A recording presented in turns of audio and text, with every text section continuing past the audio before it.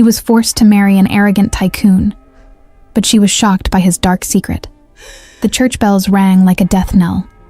Julie stood at the altar in a dress she didn't choose, about to marry a man she'd never spoken to.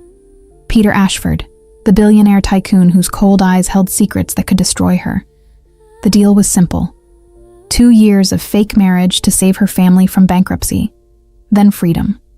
But on their wedding night, she discovered the scars covering his body, the sister who vanished 6 years ago, and the dangerous criminal hunting them both. Peter didn't marry her to save her father's company. He married her to save her life. Now, caught between a contract and real feelings, between safety and love, Julie must decide: run from the man with deadly secrets, or stand beside him and fight the monster who destroyed his family. Because in Peter Ashford's world, love is the most dangerous weapon of all. The church bells rang like a death knell. Julie stood at the end of the aisle, her fingers clutching the ivory silk of her wedding dress so tightly that her knuckles had gone white. The fabric felt foreign against her skin, expensive, suffocating, borrowed. Everything about this moment was wrong. The flowers were too perfect, their scent cloying and artificial. The guests were strangers wearing rehearsed smiles. And at the altar, waiting with the patience of a predator, stood Peter Ashford. She had seen his face 1,000 times in magazines, on billboards, in the financial sections of newspapers her father left scattered around the house.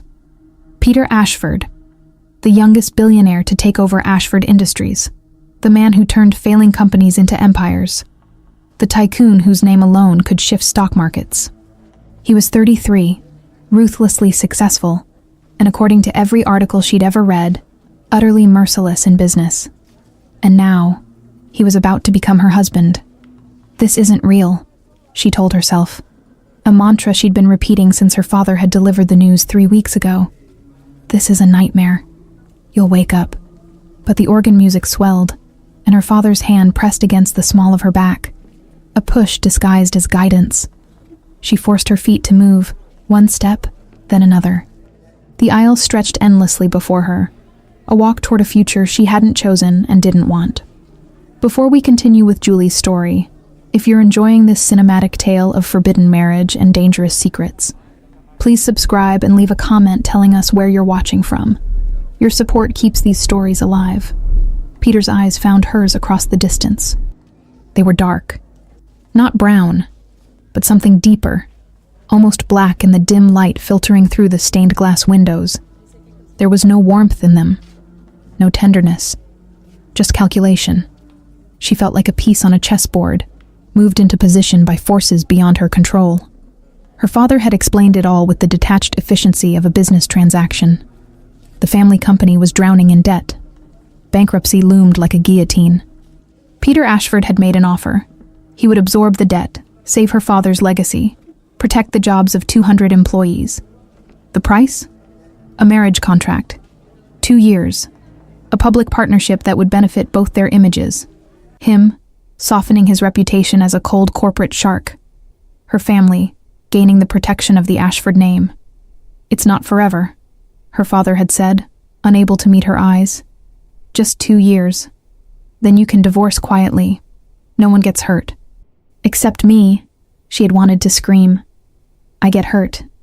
But she had looked at her father's face. The lines of exhaustion, the gray pallor of stress, the trembling hands that betrayed how close he was to losing everything. And she had swallowed her protest. She had always been the good daughter, the obedient one, the one who put family first. So here she was, 25 years old, walking toward a man she'd never spoken to, about to promise her life to someone who had bought her like a corporate asset. The distance closed, the music crescendoed, and then she was standing beside him. Peter turned to face her, and for the first time, she saw him up close. He was taller than she'd expected, his presence commanding even in stillness. The tailored black suit fit him like armor, emphasizing broad shoulders and a frame that spoke of controlled power.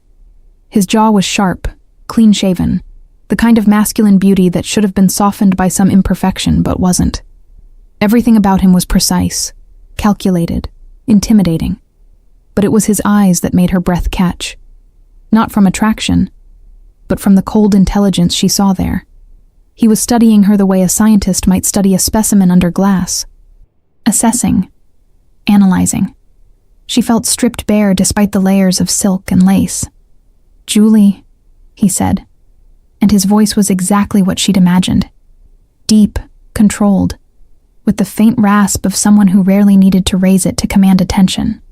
Her name in his mouth sounded strange, too intimate for a man she didn't know. She wanted to say something cutting, something that would show him she wasn't a passive victim in this arrangement. But her throat had closed, and all she could manage was a slight nod. The ceremony began. The priest's words washed over her like white noise. She heard herself responding at the appropriate moments, her voice sounding foreign and distant. Peter's responses were crisp, efficient, as if he were closing a business deal rather than entering a marriage. Perhaps to him there was no difference. "You may kiss the bride." Her stomach dropped. She had known this moment was coming, had braced herself for it. But now that it was here, panic fluttered in her chest like a trapped bird. She looked up at Peter, searching his face for some sign of how to navigate this. But his expression remained unreadable. He stepped closer. One of his hands came up to cup her cheek. The touch was warm, his palm rough in a way that surprised her. For a man who lived behind desks and in boardrooms, his hands felt like they'd known work. The thought unsettled her, adding another layer to the mystery of who Peter Ashford actually was beneath the carefully constructed public image. "Breathe," he murmured, so quietly that only she could hear. It wasn't kindness exactly, but it wasn't cruelty either. More like the instruction one might give a skittish horse. And then he kissed her. It was brief, chaste, nothing more than a press of lips that lasted barely 3 seconds. But in those 3 seconds, Julie felt the world tilt. His mouth was firm against hers, not demanding, but not tentative either. There was a confidence in the gesture that made her realize with startling clarity that Peter Ashford was a man accustomed to getting exactly what he wanted, exactly when he wanted it. When he pulled back, his eyes locked on hers for a fraction of a second longer than necessary. Something flickered in their depths, something she couldn't name. Then it was gone, shuttered behind that impenetrable mask of control. The church erupted in polite applause. Julie forced herself to smile, to turn toward the crowd of strangers and pretend this was a happy occasion. Peter's hand found the small of her back, guiding her down the aisle. His touch was possessive, a statement of ownership that made her spine stiffen. Outside, the late afternoon sun was too bright, too cheerful for the prison sentence she'd just agreed to. A black car waited at the curb. Not a limousine, but something sleek and expensive that probably cost more than her family's house. Peter opened the door himself. Another surprise. She had expected him to have people for that. "After you, Mrs. Ashford," he said, and there was the faintest edge of something in his tone. Amusement? Mockery? She couldn't tell. She slid into the leather interior, and Peter followed, the door closing with a solid thunk that felt far too final. The driver pulled away from the church, and Julie watched through the tinted windows as the building, and her old life, disappeared behind them. Silence filled the car, thick and suffocating. Julie kept her gaze fixed on the passing scenery, unwilling to look at the man beside her. She could feel him watching her, could sense the weight of his attention like a physical thing. Her pulse hammered in her throat. "You're angry," Peter said finally, his voice cutting through the quiet. She turned to face him, surprised by the directness. "Wouldn't you be?" One corner of his mouth lifted in what might have been a smile, but looked more like a predator baring its teeth. "Probably. Though I confess, I'm curious what you're more angry about.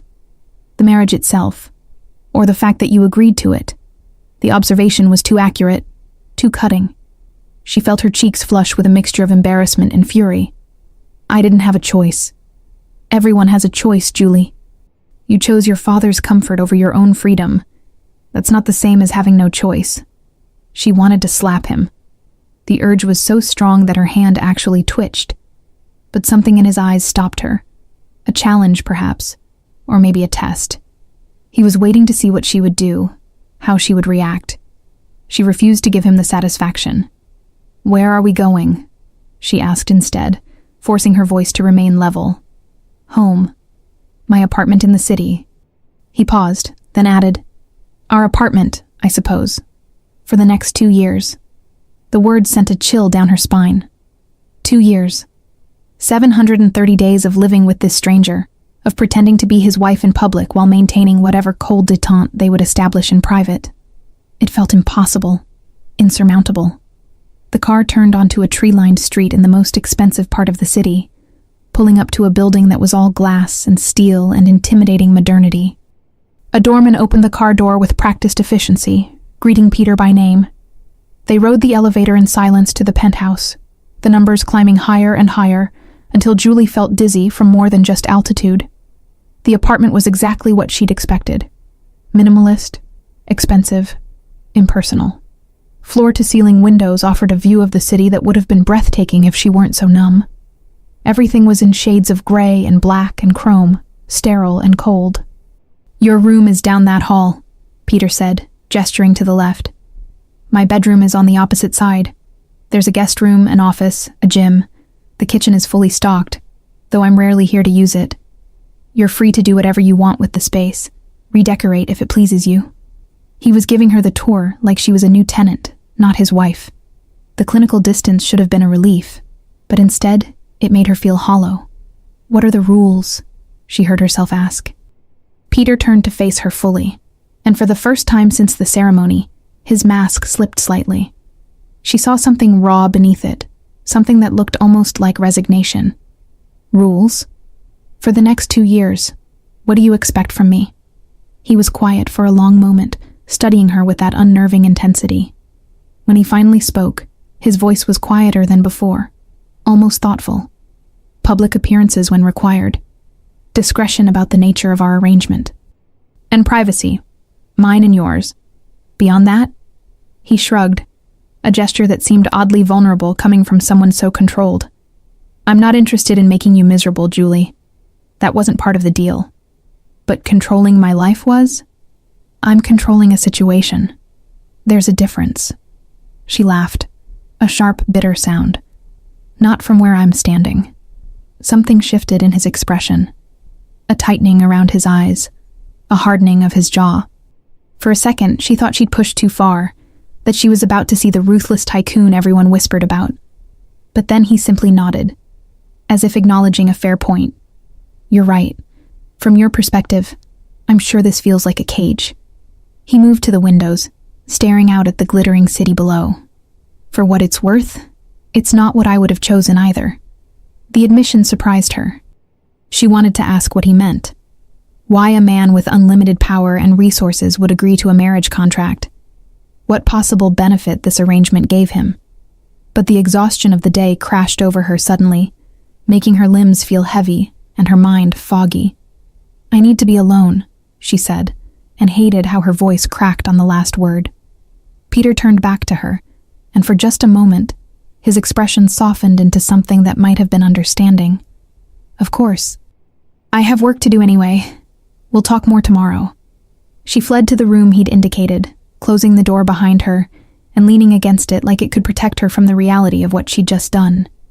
The room was beautiful, decorated in soft creams and golds that were warmer than the rest of the apartment. Someone had already brought her belongings, the few suitcases looking pathetically small against the massive space. Julie crossed to the window and pressed her forehead against the cool glass. Below, the city pulsed with life. People living their normal lives, free to make their own choices, unburdened by the weight of family obligation and debt. She had never felt more trapped. But beneath the fear and the anger, something else stirred. Curiosity. Peter Ashford was not what she'd expected. The cold tycoon from the magazines was there, certainly. But there were cracks in the facade. The rough hands. The almost vulnerable shrug. The admission that this wasn't his choice either. What dark secret was hidden beneath that carefully controlled exterior? And why, despite everything, did she find herself wanting to know? What have I gotten myself into? The question hung in the air, unanswered.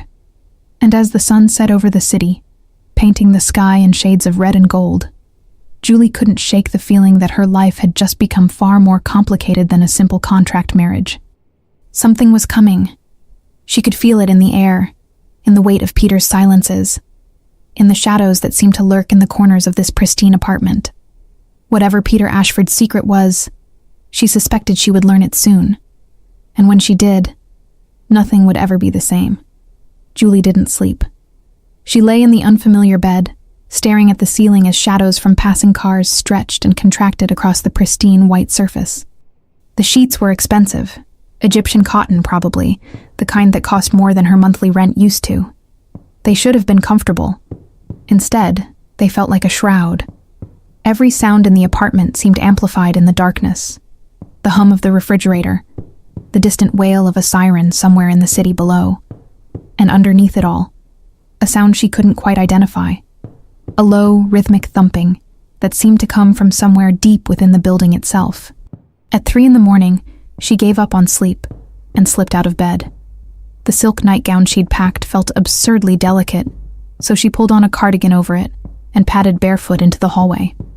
The apartment was dark, except for a thin line of light coming from beneath one of the doors on the opposite side. Peter's office, if she remembered the brief tour correctly. She should have gone back to her room.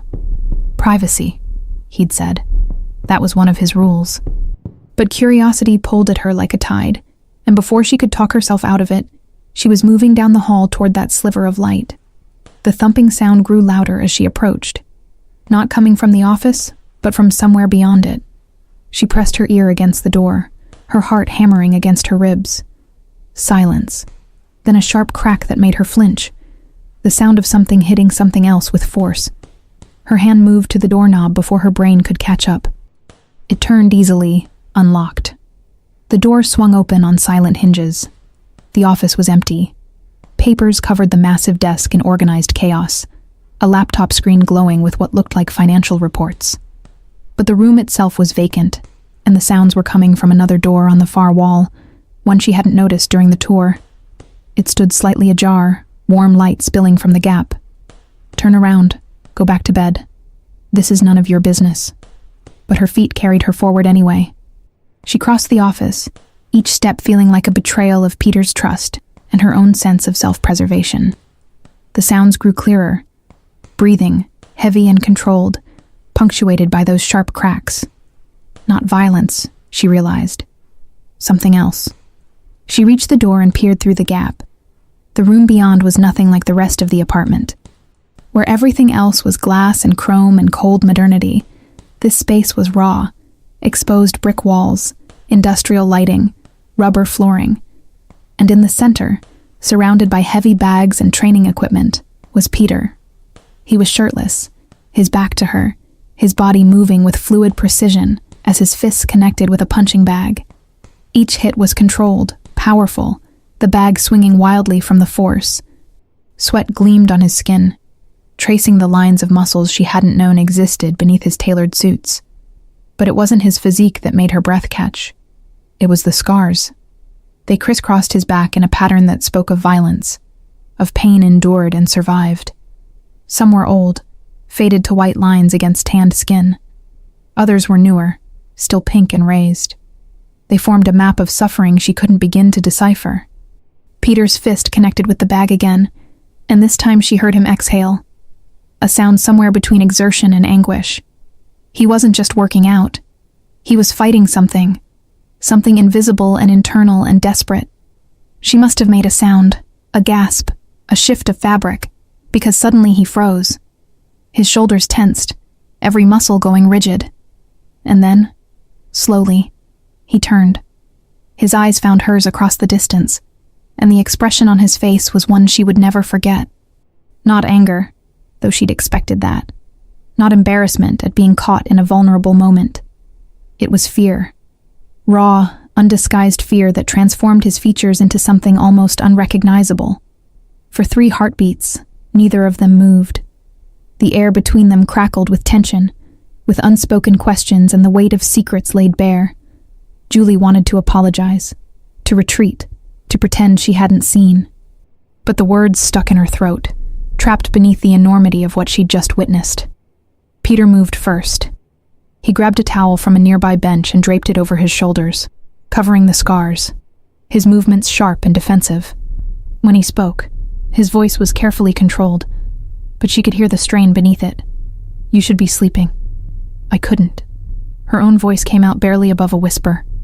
I thought." "You thought what? That I was hurting someone?" The words were laced with bitterness.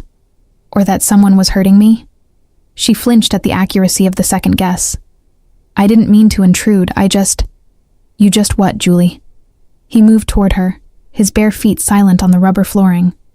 "Decided that privacy didn't apply to you? That the rules I set were suggestions?" She should have been intimidated. He was taller, stronger, radiating barely contained anger. But all she could see were those scars, the fear in his eyes, the way his hands were trembling slightly despite his controlled tone. This wasn't a man in control. This was a man barely holding himself together. "What happened to you?" she asked, and was surprised by the steadiness in her voice. Peter stopped mid-stride, as if her words had physically struck him. His jaw clenched, a muscle jumping beneath the skin. For a moment, she thought he might actually answer. But then the mask slammed back into place. That cold, impenetrable facade she'd seen at the wedding. "Nothing that concerns you. We're married. Doesn't that make it my concern?" "We have a contract," he corrected, his voice like ice. "A business arrangement. My past is not part of the deal." She took a step toward him, surprising them both. "Then why did you agree to this? A man like you. You could have solved my father's problems without chaining yourself to a stranger. So why did you do it?" The question hung in the air between them, heavy with implications. She watched emotions flicker across his face. Anger, frustration, something that looked almost like pain, before he shuddered them all away.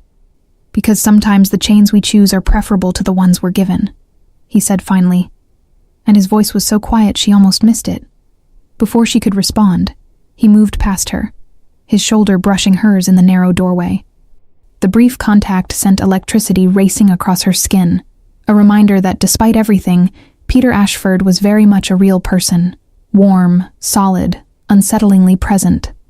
"Go to bed, Julie," he said without turning around, "and stay out of places you're not invited." She stood frozen in the doorway of his secret room, listening to his footsteps retreat across the office. A door closed somewhere in the apartment, his bedroom, probably, and then silence. Julie looked back at the training room, at the punching bag still swaying slightly from the force of his last hit, at the equipment that spoke of violence, of preparation, of someone who needed to know how to fight. Who had Peter been before he became the cold Tycoon? What had put those scars on his back? And why did a man with everything look so haunted? She retreated to her own room but didn't return to bed. Instead, she sat by the window and watched the sky slowly lighten from black to gray to the pale gold of dawn. Her mind churned with questions, with the image of Peter's scarred back, with the fear she'd seen in his eyes. This isn't just a contract marriage, she realized. This is something else entirely. Something dangerous. The thought should have terrified her. Instead, she felt a strange spark of something she couldn't quite name. Not attraction exactly, but something close to it. Something that recognized the pain in Peter and wanted to understand it, even if understanding meant uncovering truths she wasn't ready for. By the time she emerged from her room at 8, dressed in jeans and a sweater that felt defiant after yesterday's wedding gown, Peter was already in the kitchen. He wore slacks and a crisp white shirt, his hair damp from a shower, every inch the polished businessman. If not for the shadows under his eyes, she might have thought last night was a dream. He looked up when she entered, his expression neutral. "Coffee?" The mundane question felt absurd after everything that had passed between them hours ago. "Please." He poured her a cup with practiced efficiency, sliding it across the marble counter. Their fingers didn't touch, but she felt the deliberate distance he was maintaining. A wall rebuilt brick by brick. "We need to discuss our public schedule," Peter said, his voice all business. "There's a charity gala this weekend. We're expected to attend as a couple." "Expected by whom?" "By everyone who invested in this arrangement. Your father's creditors, my board of directors, the society pages." He took a sip of his own coffee, his eyes unreadable over the rim. "This only works if we sell it, Julie. If we look like a real couple, we barely know each other. Then we'll learn, quickly. He set down his cup, and she noticed the slight bruising on his knuckles, evidence of last night's violence against the punching bag. I've prepared a file for you. My history, my preferences, my habits, everything you'd need to know to convincingly play the role of my wife. I'll need the same from you. The clinical approach should have been reassuring. Instead, it felt like another prison. And if I don't want to play along? Something dangerous flashed in his eyes. Your father's debt doesn't disappear just because you're having second thoughts, Julie. The contract is binding, 2 years. You agreed to this. Under duress. Under pressure. There's a difference. He leaned against the counter, his posture deceptively casual. But if you want out, I won't stop you. Break the contract. Walk away. Just understand that the consequences fall on your family, not on me. It was a threat wrapped in reasonable words. She wanted to hate him for it. But she could see the exhaustion in his face, the tension in his shoulders.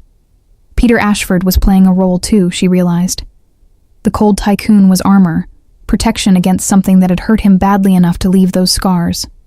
What are you so afraid of? She asked softly. The question clearly caught him off guard. His mask slipped for just a second, and she saw something vulnerable and raw. Then it was gone. The gala is Saturday. I'll have a stylist come by Thursday to help you choose something appropriate.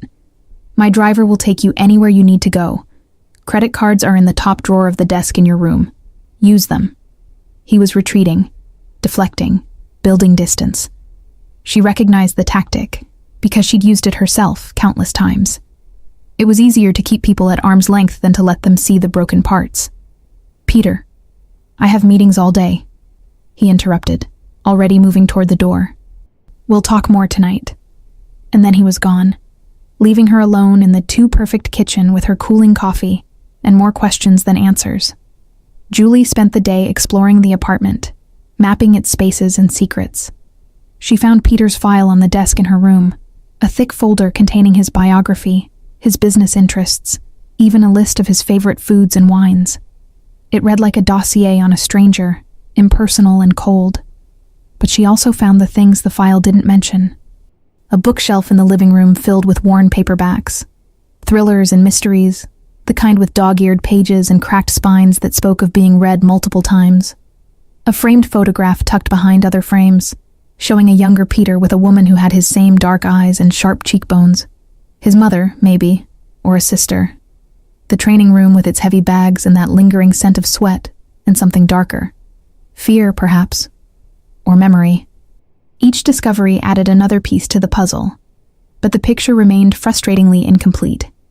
When Peter returned that evening, she was waiting in the living room with 2 glasses of wine and a decision. He stopped in the doorway when he saw her, surprise flickering across his face before the mask settled back into place. We need to talk, she said, gesturing to the empty seat across from her. Really talk.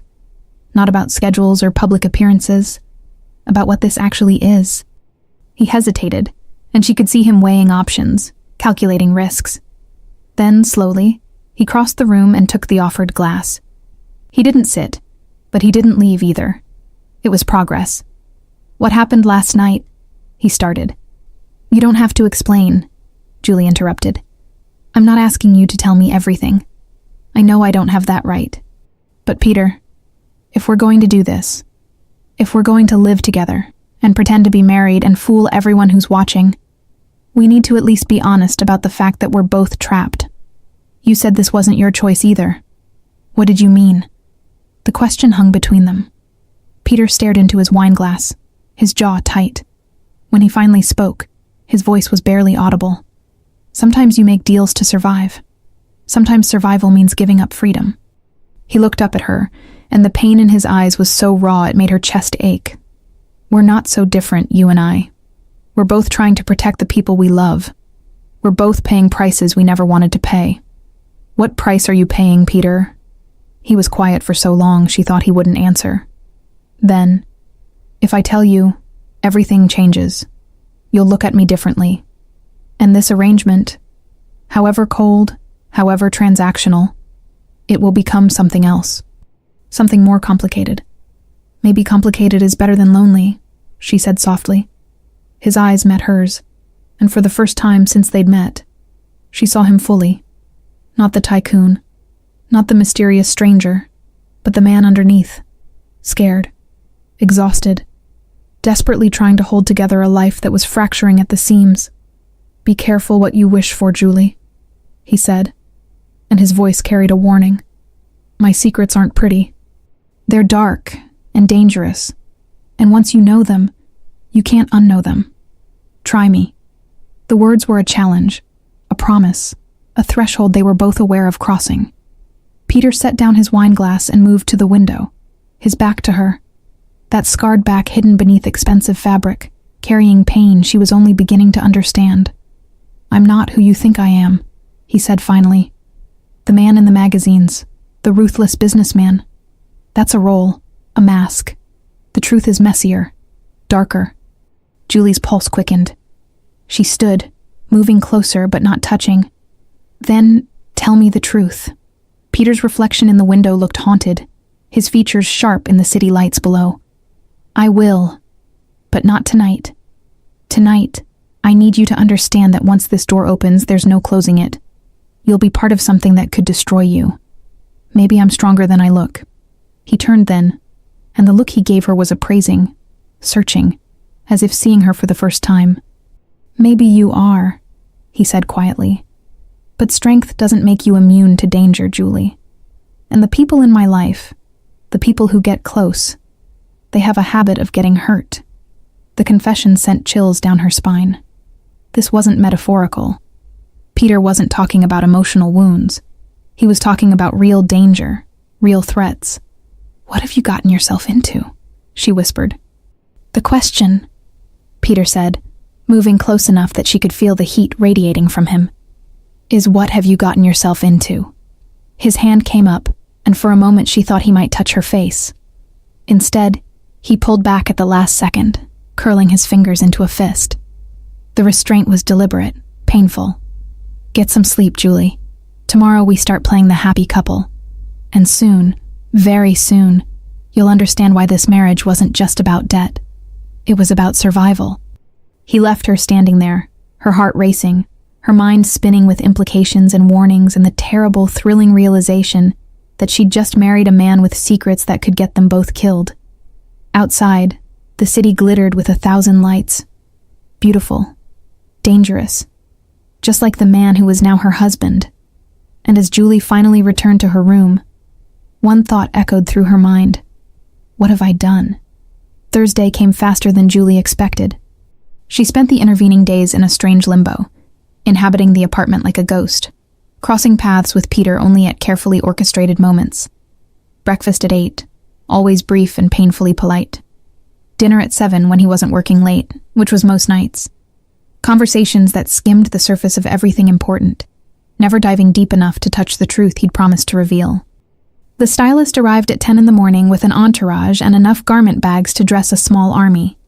Her name was Vivienne, all sharp cheekbones and sharper observations, the kind of woman who could assess your entire life story with a single glance. So you're the one who caught Peter Ashford, she said, laying out dresses across the guest room bed with practiced efficiency. Each one was more beautiful and more expensive than the last. I have to say, you're not what I expected. Julie bristled at the phrasing. I didn't catch anyone. It's just a marriage of convenience. Yes, darling, the rumors are already circulating.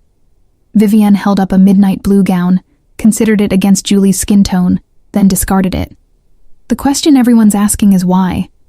Peter's been dodging marriage proposals from Manhattan's finest families for years. Then suddenly he marries the daughter of a failed businessman in a ceremony so rushed it made people wonder if there was a baby involved. The word stung, even though Julie had expected exactly this kind of speculation. There's no baby. I know. If there were, we'd be dressing you very differently.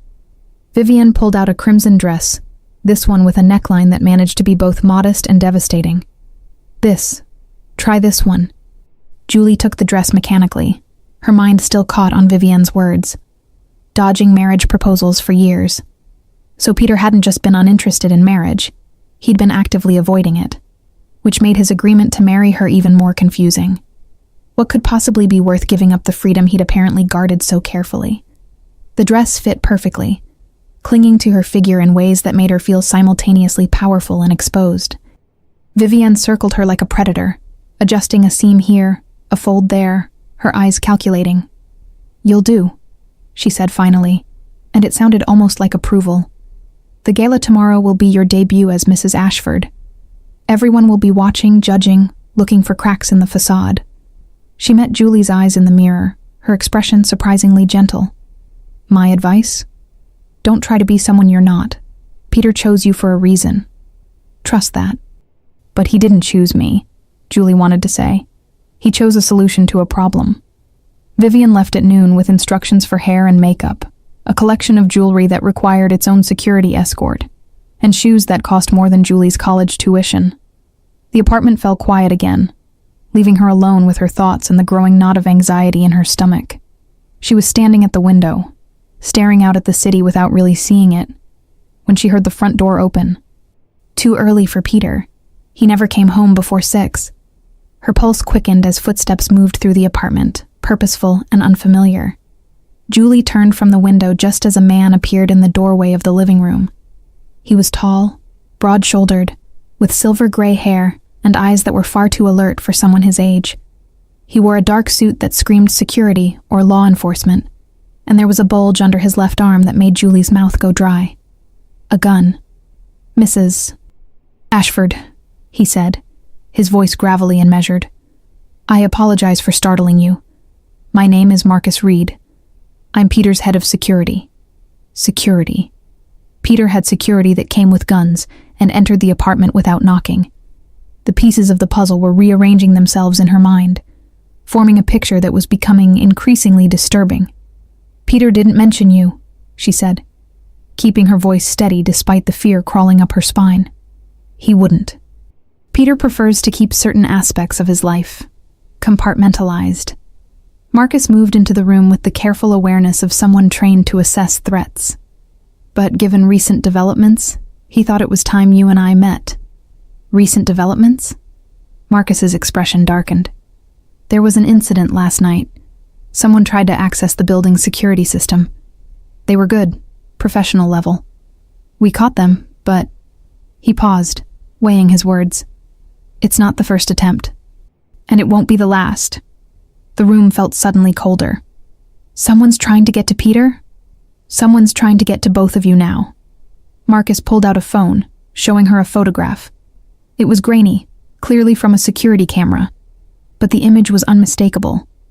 A man in dark clothing, his face obscured, standing across the street from the building. This was taken 3 nights ago. Same man was spotted yesterday outside your father's office. The blood drained from Julie's face. "My father, is he safe?" "For now. We've increased security around him, though he doesn't know it. Peter was very clear that your family shouldn't be alarmed." Marcus pocketed the phone, his gaze sharp. "But you need to understand the reality of the situation, Mrs. Ashford. You're not just Peter's wife on paper. You're a target now. Anyone who wants to hurt him will look at you as a vulnerability." Julie's legs felt weak.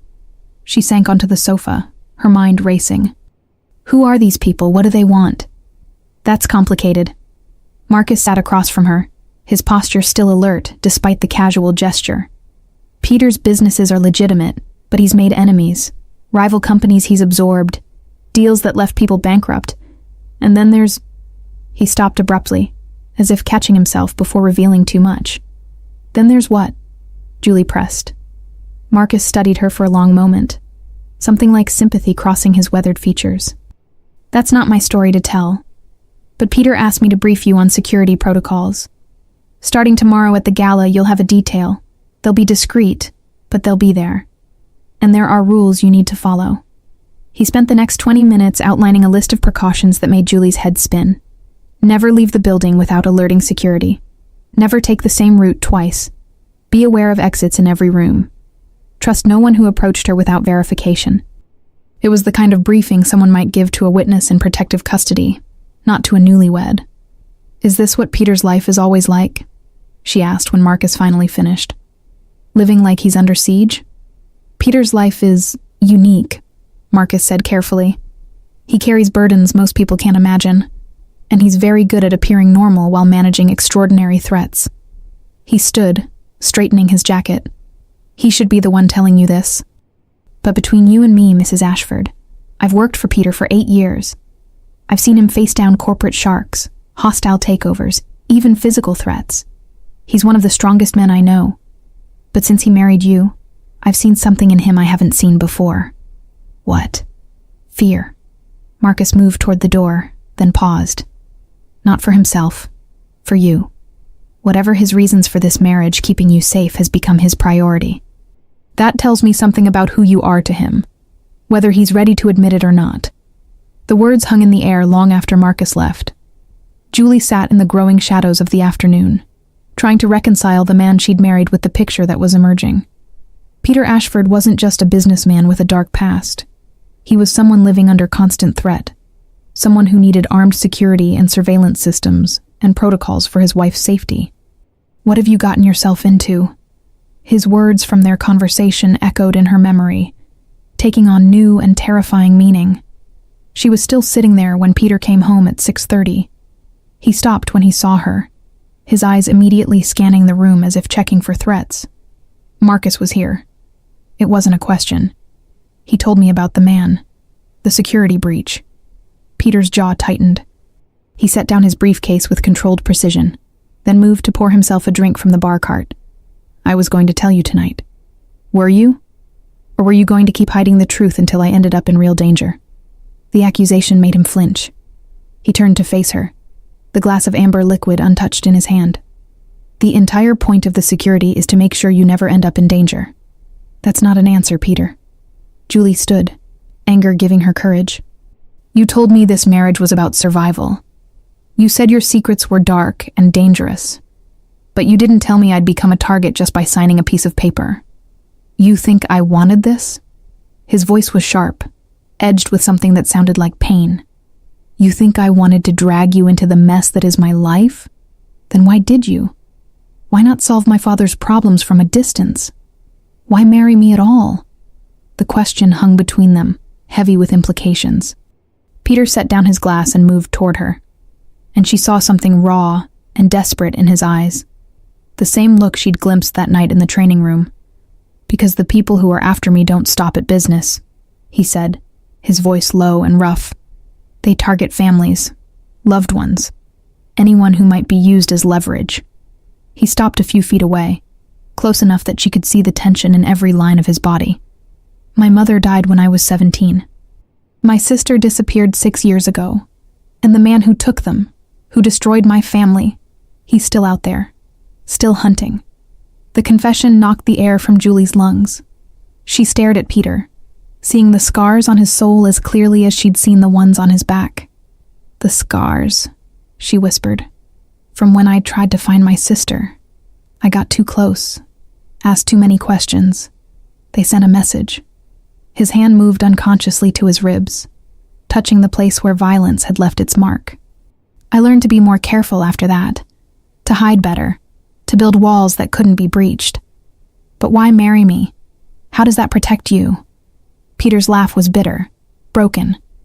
It doesn't protect me. It protects you. She blinked, confusion swirling with the horror of his revelations. What? Your father's debt. It wasn't random. The people he owed money to, they're connected. To the same organization that took my sister.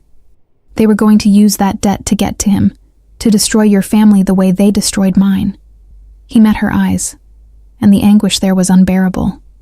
The marriage contract put you under my protection. It made you part of my world, which means you're protected by my security, my resources, my reputation. You became too visible, too watched, to be a quiet victim. The pieces clicked into place with sickening clarity. You married me to save me. I married you because I couldn't save my sister, because I've spent 6 years watching families get torn apart while I hid behind boardrooms and balance sheets. His voice cracked. Because when Marcus showed me your father's file, when I saw the connections, I knew what was coming. And I couldn't... He stopped, his hands curling into fists. I couldn't let it happen again. Julie felt tears burning behind her eyes. All this time, she'd thought Peter was the villain in her story, the cold tycoon who'd bought her like a commodity. But he was something else entirely, something broken and brave and desperately trying to protect people he didn't even know. "Who are they?" she asked. "The people who did this to you." Peter's expression shuddered, fear flashing across his features. "That's a conversation for another night. Right now you need to understand that tomorrow, at the gala, we're going to be watched. Not just by society, by them. They'll be looking for weaknesses, for cracks they can exploit. We have to be perfect. And after the gala, the real work begins." He moved to the window, his silhouette dark against the city lights. "I've spent 6 years building resources, gathering intelligence, preparing. The marriage bought me something I didn't have before, a reason to move openly. A wife to protect gives me justification for actions that would have seemed suspicious before." Understanding dawned. "I'm not just under your protection. I'm part of your plan. You're a shield and a sword," Peter admitted quietly. "But Julie, you can still walk away. The contract can be broken. I'll make sure your father's debt disappears regardless. You don't have to." "Yes, I do." The words surprised her, but as soon as she spoke them, she knew they were true. "You saved my family. You put yourself in danger to protect people you'd never met. I'm not walking away from that." Peter turned to face her, shock and something that looked dangerously close to hope flickering across his features. "You don't know what you're saying. This could get you killed. Then you better make sure your security is as good as Marcus claims." She crossed the space between them, driven by an impulse she didn't fully understand. "We're in this together now, Peter. Whether you wanted a partner or not, you have one." For a long moment, he simply stared at her, his dark eyes searching her face as if looking for proof that she meant it. Then slowly, his hand came up to cup her cheek. The same gesture he'd made at their wedding, but transformed by context. This time it wasn't performance. It was real. "You're either very brave or very foolish," he murmured. "Maybe I'm both." A ghost of a smile touched his lips, there and gone in an instant. "Then God help us both." His thumb brushed across her cheekbone, and Julie felt something shift in the air between them. A recognition, perhaps, or the beginning of something neither of them had planned for. This wasn't the cold transaction they'd agreed to. This was something more dangerous and infinitely more complicated. Peter seemed to realize it too. He pulled back, but not before she saw the conflict in his eyes. "Tomorrow will be difficult," he said, his voice rough. "But we'll face it together." "Together," she echoed, and the word felt like a vow. That night, Julie lay awake again, but this time it wasn't fear keeping her conscious. It was the weight of knowledge, of understanding just how deep the waters she'd waded into truly were. Peter Ashford wasn't just a man with secrets. He was a man at war, with an enemy who'd already taken everything he loved. And now, whether she'd intended to or not, she'd become part of that war. Somewhere in the apartment, she heard the familiar sound of Peter in his training room, fists against leather, fighting demons she was only beginning to comprehend. The sound didn't frighten her anymore. Instead, it made her heart ache with empathy for the man carrying so much pain alone. Tomorrow they would face the world as husband and wife, and somewhere in that glittering crowd, an enemy would be watching. Julie closed her eyes and tried to prepare herself for whatever was coming. She had a feeling the real danger was just beginning. The ballroom glittered like a cage made of crystal and gold. Julie stood at Peter's side, her hand resting lightly in the crook of his arm, and tried not to feel like prey on display. The crimson dress Vivienne had chosen clung to her body like a second skin, elegant and exposing in equal measure. Every eye in the room had tracked their entrance, conversations pausing mid-sentence as Manhattan's elite assessed the new Mrs. Ashford. She felt Peter's muscles tense beneath her fingertips, a subtle shift that probably no one else noticed. But she was learning to read him, the micro-expressions that flickered across his face before the mask settled back into place, the way his jaw tightened when he was calculating threats, the protective stance he unconsciously adopted whenever someone approached too quickly. "Breathe," he murmured, echoing his words from their wedding. His hand covered hers, warm and reassuring. "You're doing perfectly. I haven't done anything yet. You're here. That's enough." His thumb brushed across her knuckles, a gesture so subtle that anyone watching would have missed it. But she felt it like an electric current, grounding and unsettling all at once. A waiter passed with champagne, and Peter smoothly acquired 2 glasses, handing her one with the practiced ease of someone who'd attended 1,000 events like this.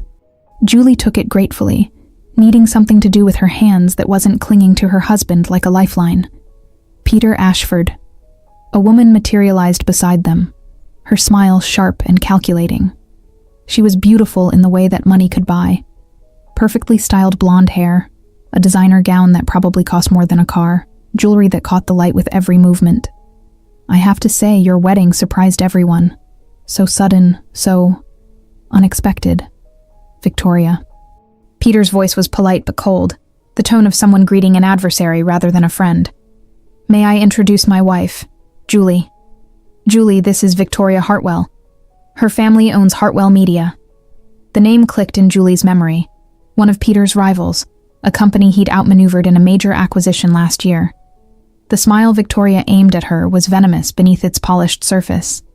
How lovely, Victoria said, her eyes raking over Julie with undisguised assessment.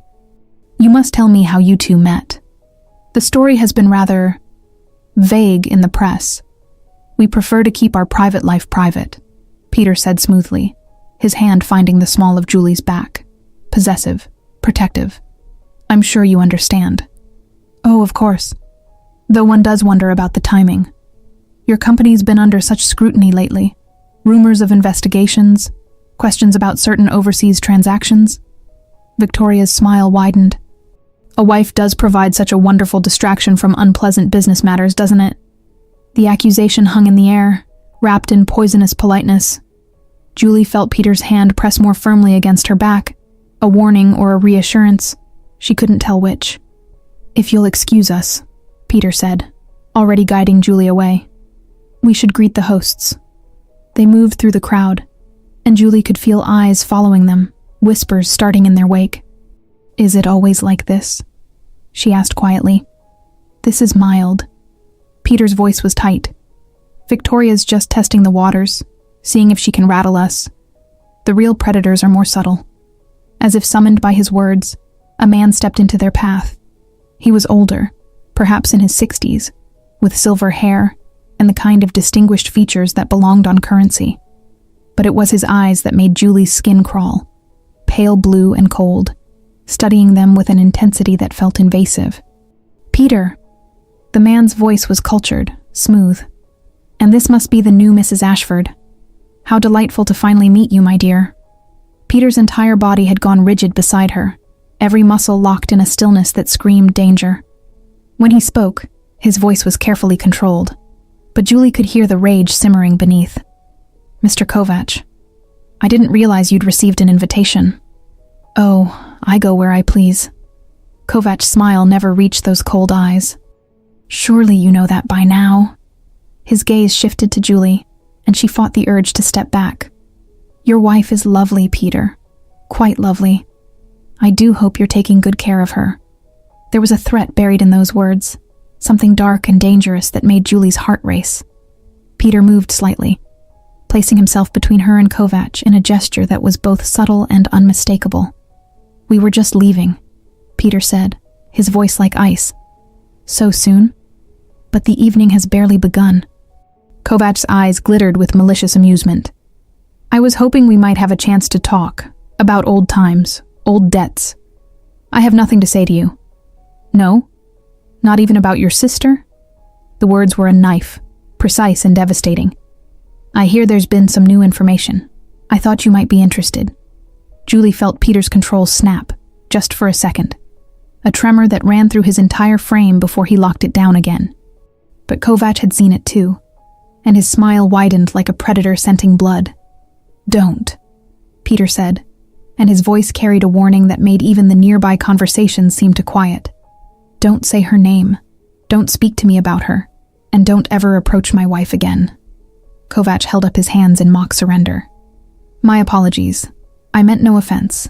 Simply making conversation among old acquaintances. He inclined his head toward Julie. Enjoy your evening, Mrs. Ashford. And do take care. The world can be so dangerous for young women who find themselves in complicated situations. Then he was gone, melting back into the crowd as smoothly as he'd appeared.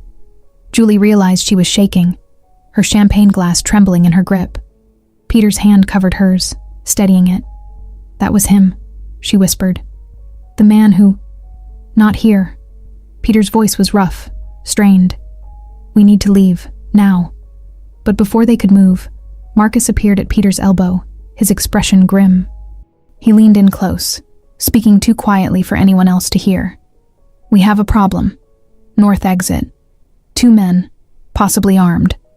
They're not on the guest list." Peter's face went pale. He turned to Julie, and the fear in his eyes was naked, undisguised. "Stay close to me. Don't let go of my hand. Understand?" She nodded, too frightened to speak. Peter's fingers laced through hers, his grip almost painful in its intensity. Marcus took point, moving through the crowd with purposeful calm that didn't draw attention. They followed, and Julie could feel Peter's eyes constantly scanning, assessing, looking for threats. They were halfway to the east exit, the opposite direction from the men Marcus had spotted, when Julie saw him. A figure in the shadows near the service entrance, watching them with focused intensity. He was younger than Kovac, dressed in a server's uniform that didn't quite fit right. And his hand was inside his jacket, reaching for something. "Peter," she breathed, but he'd already seen. Everything happened in the space of a heartbeat. Peter pulled her behind him, his body becoming a shield. Marcus was moving, his hand inside his own jacket. The man in the server uniform pulled out. Not a gun. A phone. He raised it, pointing it at them like a weapon, and the flash went off blindingly bright. Marcus reached him in 3 strides, grabbing the phone and the man's arm in one smooth motion. There was a brief struggle, quickly subdued, and then hotel security was there, responding to some signal Julie hadn't seen Marcus give. "Just a photographer," Marcus said, returning to them with the confiscated phone. "Freelance, trying to get shots to sell to the tabloids." But his expression darkened. "He had photos of you, Peter. Not just from tonight. From weeks ago. Someone hired him to follow you." Peter's face was ashen. "How many others?" "We're checking now, but if they're using freelancers to track your movements..." Marcus didn't need to finish the sentence. If Kovac's people were using multiple photographers, multiple points of surveillance, then they were planning something big. "We're leaving," Peter said. "Get the car." They exited through the kitchen, Peter's hand never leaving Julie's. She caught glimpses of startled chefs' faces, gleaming steel counters, the smell of catering food mixing with the acrid scent of her own fear. Then they were in the service corridor, then the parking garage, and finally sliding into the back of Peter's car. The door closed, sealing them in relative safety. Peter immediately pulled out his phone, his fingers flying across the screen as he sent rapid-fire messages. Julie watched him, seeing the transformation from terrified to tactical, emotion locked away behind strategy. "I'm sorry," he said finally, not looking up from his phone. "I thought we'd have more time. I thought the public nature of the event would keep them cautious. That man, Kovac, he knew about your sister." Peter's hands stilled on the phone. When he looked at her, the anguish in his eyes was devastating. "He doesn't know anything. He's baiting me. He's been doing it for years." "But what if he does? What if there really is new information? Then it's a trap." Peter's voice was flat, defeated. "That's how he works. He dangles hope, waits for you to reach for it, then closes the trap. I've learned not to bite." Julie reached out, covering his hand with hers. "But you can't stop hoping. Can you?" The question broke something in him. She saw his composure crack, his face contorting with pain he'd been holding back. "Every day for 6 years I've hoped. I've searched. I've followed every lead, chased every rumor, and every time it ends the same way. With nothing. With her still gone." "What was her name?" Julie asked softly. Peter was quiet for so long she thought he wouldn't answer. Then, "Elena. Her name was Elena. She was 22 when they took her. Brilliant, kind, stubborn as hell. She wanted to be a doctor." His voice broke. "She would have been 28 next month." Would have been. I don't know if she's alive, Julie. I don't know if hoping she is makes me faithful or delusional. He pulled his hand away, wiping at his face with the heel of his palm. All I know is that Kovac has the answers, and I can't get to them without putting everyone I care about in danger. The car pulled up to their building, and Peter was immediately back in control mode, scanning the street before allowing her to exit. They rode the elevator in silence, Marcus accompanying them to the door before sweeping the apartment for threats. "All clear," he said finally. "I'll post guards in the lobby. No one gets up here without clearance." After Marcus left, Julie and Peter stood in the too quiet apartment, the adrenaline draining away and leaving exhaustion in its wake. Julie's feet ached from the heels, her dress felt suffocating, and her mind was spinning with everything that had happened. "You should get some rest," Peter said, already moving toward his office. "Tomorrow we'll regroup, figure out next steps." "Peter, wait." She caught his arm, stopping him. "You don't have to do this alone anymore. You said we're in this together. Let me help." He looked at her hand on his arm, then up at her face, and something shifted in his expression. "You want to help me hunt the people who destroyed my family? The people who are now watching you, following you, potentially planning to use you against me?" "Yes." "That's insane." "Probably." She didn't let go. "But I'm not backing down. You saved my family, Peter. Let me help you save yours." For a long moment, he simply stared at her, conflict warring across his features.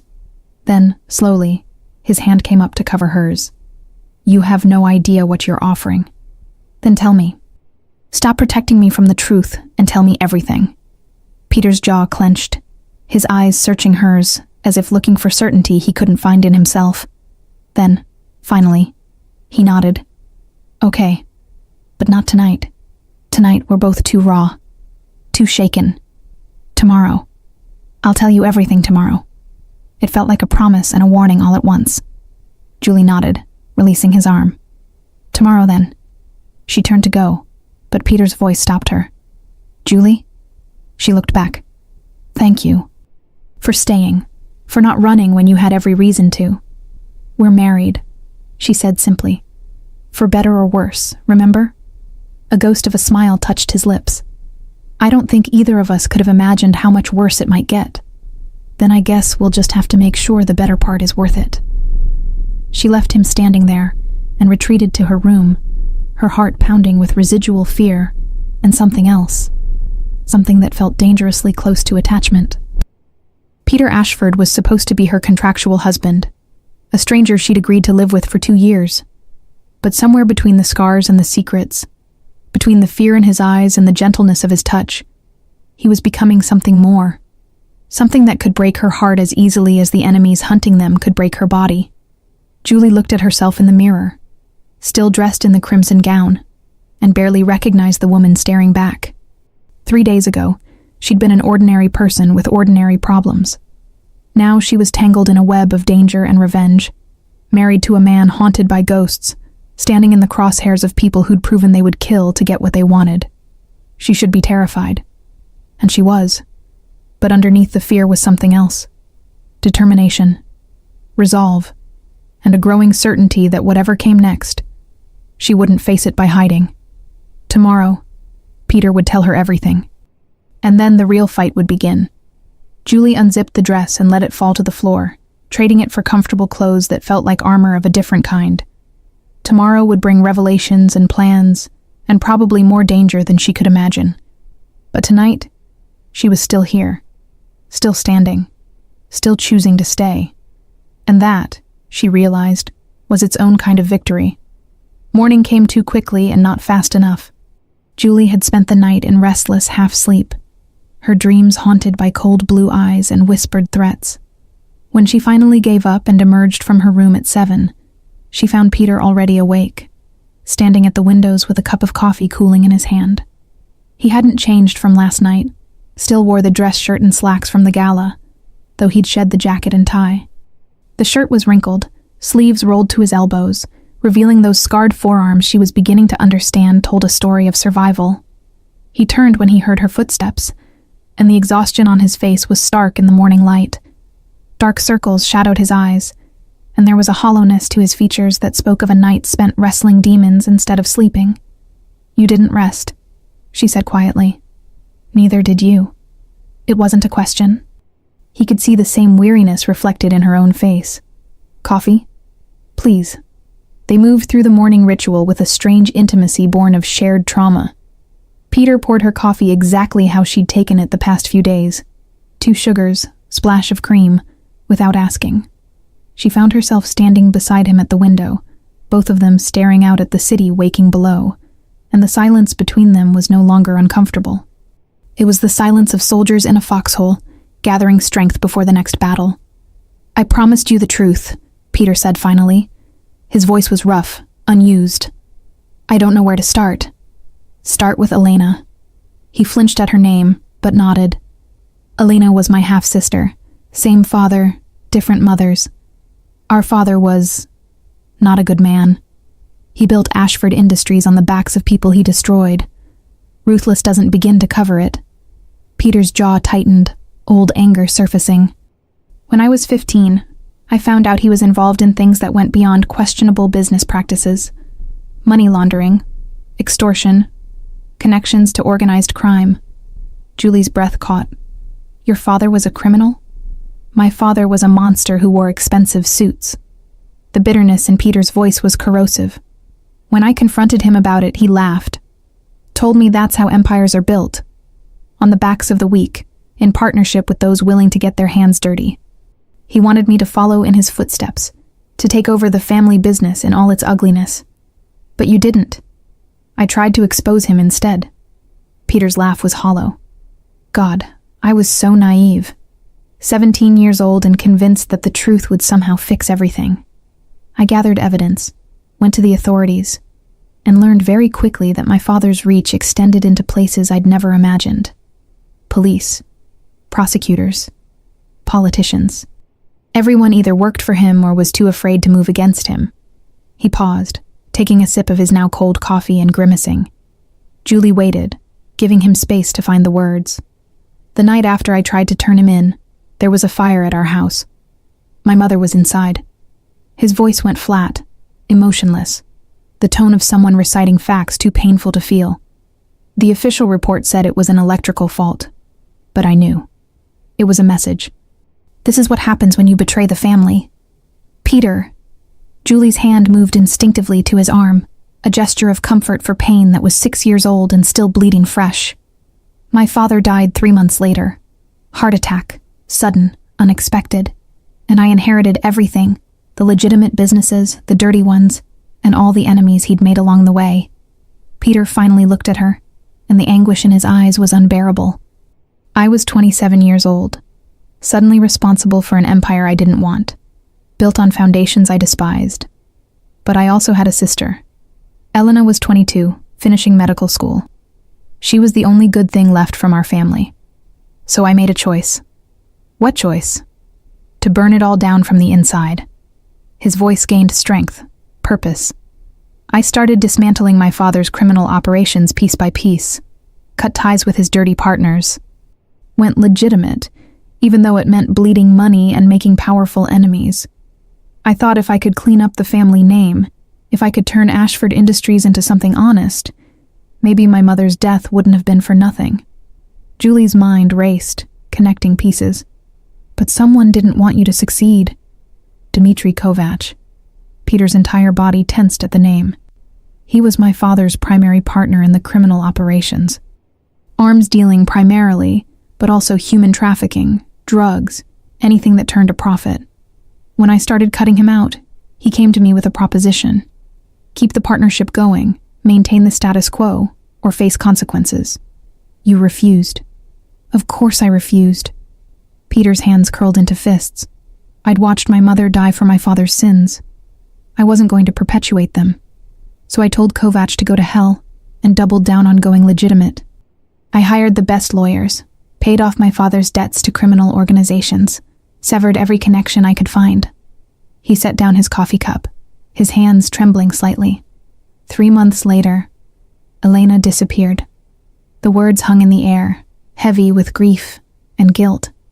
Julie watched Peter's face contort with pain, watched him struggle to maintain composure against the weight of what he was confessing. She was walking home from the hospital after a late shift. Security footage shows a van pulling up beside her. 4 men. She fought. God, she fought so hard, but they took her. His voice broke. That was 6 years ago, October 15th. I haven't seen her since. Did Kovac admit to taking her? He didn't have to. 2 days after she vanished, I received a message. Simple, direct. Resume the partnership, or she dies. No proof of life, no demands beyond that. Just an ultimatum. Julie felt sick. What did you do? I tried to find her. Spent every resource I had, hired private investigators, former intelligence agents, anyone who might have leads into Kovac's organization. I found nothing. It was like she'd vanished into smoke. Peter's voice was hollow. So I agreed to resume the partnership. Told Kovac I'd play along, maintain the criminal operations. And for 6 months, I did exactly that while secretly building a case against him. But it didn't work. It backfired spectacularly. Peter turned away from the window, pacing now, unable to stay still. Kovac knew what I was doing. He'd been testing me, watching to see if I'd truly submit. When he realized I was gathering evidence against him, he sent me a package, Elena's medical school ring, and a note that said, "She's already dead. You're just deciding how much longer you want to pretend otherwise." The cruelty of it made Julie's throat tight with rage and sorrow. You didn't believe him. I couldn't. Peter's eyes were wet, but no tears fell. Because if she was dead, if I'd gotten her killed by trying to be a hero, then everything, my mother's death, the empire I'd inherited, all of it, was for nothing. So I chose to believe she was alive, that somewhere in Kovac's network, she was being held, waiting for rescue. He stopped pacing, standing in the center of the room like a man at the end of his rope. That's when I changed tactics. I stopped trying to destroy Kovac directly. Instead, I started building something else, a network of my own. Information brokers, security specialists, people inside law enforcement who were actually clean. I used my father's empire, the legitimate parts, to create leverage, to make myself too valuable to kill outright. And the scars? Peter's hand moved unconsciously to his ribs. From when I got too close, like I told you. 2 years ago, I found a lead. A facility in Eastern Europe where Kovac's organization was holding trafficking victims. I went there myself, bypassed my own security team, thinking I could find Elena. Instead, I found a trap. They were waiting for me. His voice went distant, recounting horror. They beat me, broke 3 ribs, punctured a lung. Then they carved reminders into my back. Warnings about what happens when you cross certain lines. Marcus found me 3 days later, barely alive in a warehouse. Peter met her eyes. That's when I learned the full scope of what I was up against. Kovac doesn't just run criminal operations. He's connected to something bigger. An organization that spans countries, that has politicians and law enforcement on payroll, that operates with impunity. Julie's mind reeled. And my father's debt. That was part of this? Your father borrowed money from a subsidiary that's ultimately controlled by Kovac's organization. I don't think he knew. Most people don't. The connections are buried deep. But when I saw his file, when I realized they were positioning to seize his assets, potentially use his family as leverage, Peter's voice went soft. I saw a chance to do something right for once, to save someone before they became another casualty. So you married me. I married you because putting you under my protection, making you publicly my wife, meant Kovac couldn't touch you without declaring open war. And he's not ready for that. Not yet. Peter moved closer, and she could see every line of exhaustion, every shadow of pain etched into his features. But I also married you because I was tired of being alone in this fight. Because I thought maybe, just maybe, having someone to protect would give me a reason to be more careful, to think strategically instead of just charging forward recklessly.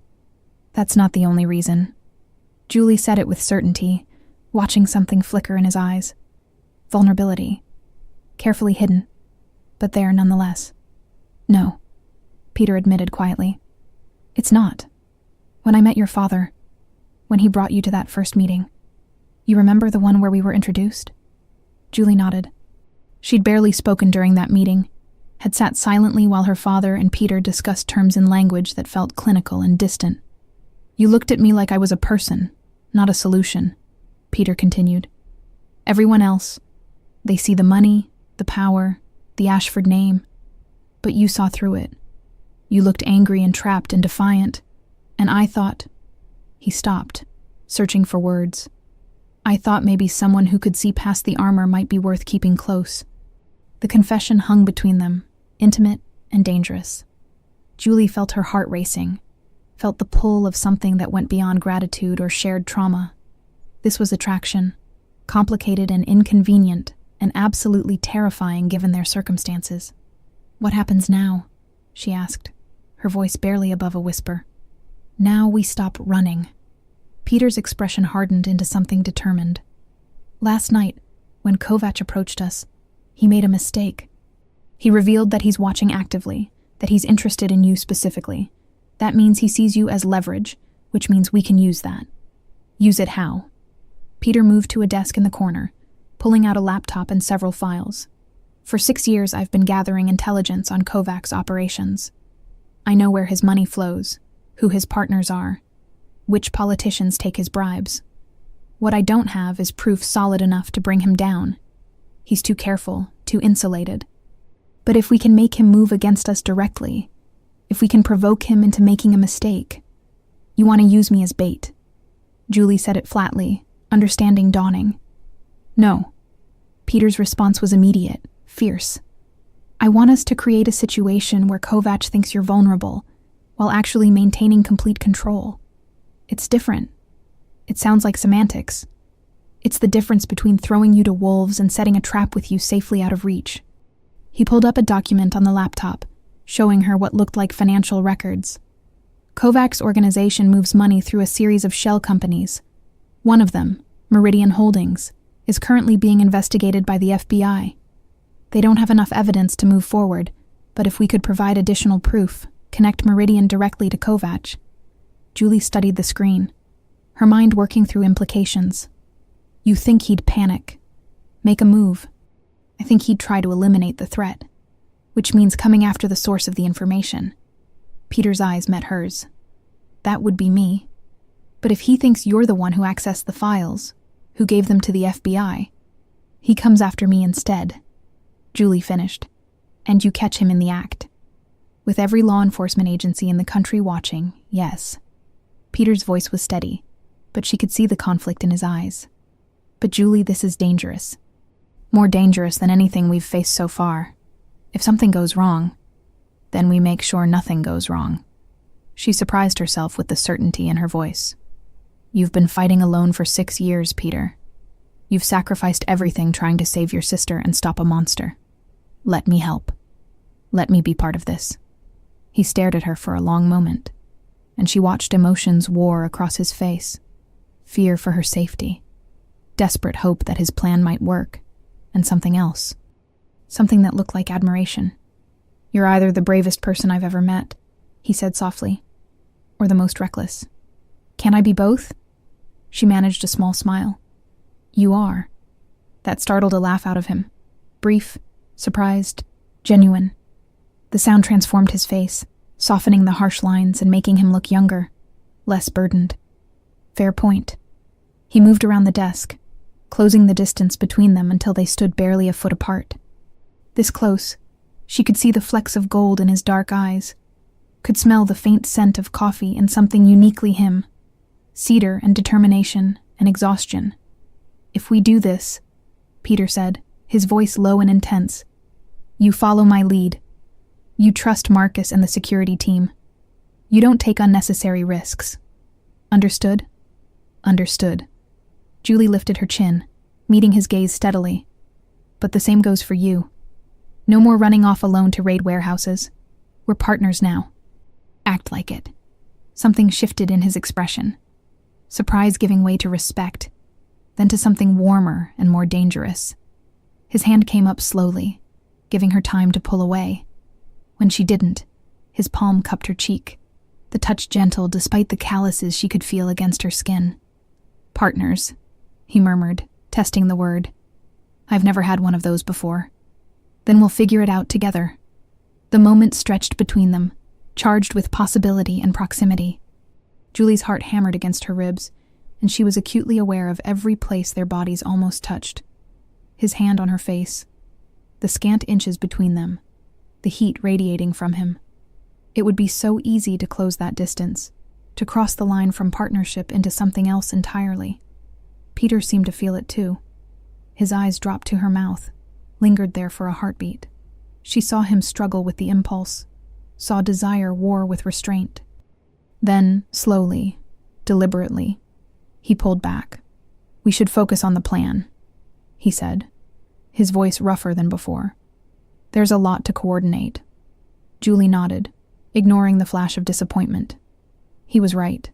This wasn't the time for complications, for attraction that could cloud judgment and get them killed. But as she watched him return to the laptop, to the files and strategies and careful planning, she couldn't help but wonder what would happen when this was over. If they survived. If they won. Would they still be partners then? Or would the contract marriage expire as planned, leaving them as strangers who'd shared trauma but nothing more? The thought bothered her more than it should have. They spent the rest of the morning planning. Peter walked her through the details of Kovac's organization, the key players, the money trails, the connections that made him untouchable. Marcus joined them at noon, bringing additional security personnel who would be essential to the operation. "We'll need FBI cooperation," Marcus said, studying Peter's proposed plan. "They'll want assurances that this isn't vigilante justice." "Leave that to me." Peter's expression was grim. "I have contacts. People who've been waiting for a chance to move against Kovac but couldn't without solid evidence. If we can give them that, they'll move." "And if Kovac moves first?" Julie asked. "If he decides we're too much of a threat before we spring the trap. Then we have contingencies." Peter pulled up another file, this one showing multiple safe houses, extraction routes, backup identities. "I've been preparing for this possibility for years. Whatever happens, you'll be protected." "We'll be protected," she corrected. "Stop acting like you're expendable." Peter's eyes met hers, and for a moment the mask cracked completely. She saw the bone-deep weariness, the guilt that had been eating him alive for 6 years, the part of him that didn't believe he deserved to survive if Elena didn't. It broke her heart. "I mean it, Peter." She reached across the table, covering his hand with hers. "You don't get to throw your life away. Not on my watch." Marcus cleared his throat, diplomatically looking away. But Julie kept her eyes on Peter, willing him to understand. They were in this together now. All the way to the end. Whatever that looked like.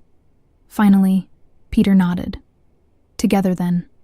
Together." The word felt like a vow, binding and irrevocable. They had crossed a line this morning, moved from reluctant strangers to genuine allies. And underneath that alliance, something else was growing. Something neither of them had planned for, but both were beginning to recognize. Trust, connection, and the dangerous, fragile beginning of something that looked a lot like love. But that was a problem for another day. Right now, they had a trap to set and a monster to catch. And somewhere in the darkness of Kovac's empire, Peter's sister waited. Alive or dead, they would find out. They would finish this, or die trying. 3 days of preparation felt like 3 years. Julie learned more about corporate espionage, surveillance tactics, and criminal networks than she'd ever wanted to know. Peter's apartment transformed into something resembling a war room. Laptops displaying financial data, whiteboards covered in connections and timelines, Marcus and his team coming and going at all hours. She barely slept, and when she did, her dreams were filled with cold blue eyes and the phantom echo of a woman named Elena calling for help. But through it all, Peter was there, not hovering, not treating her like fragile glass, but as a genuine partner. He explained every detail of the plan, walked her through every contingency, made sure she understood the risks and the escape routes.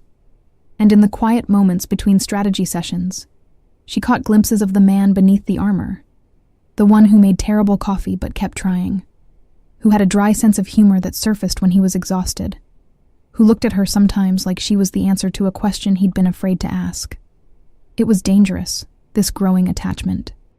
They both knew it, but neither seemed capable of stopping it.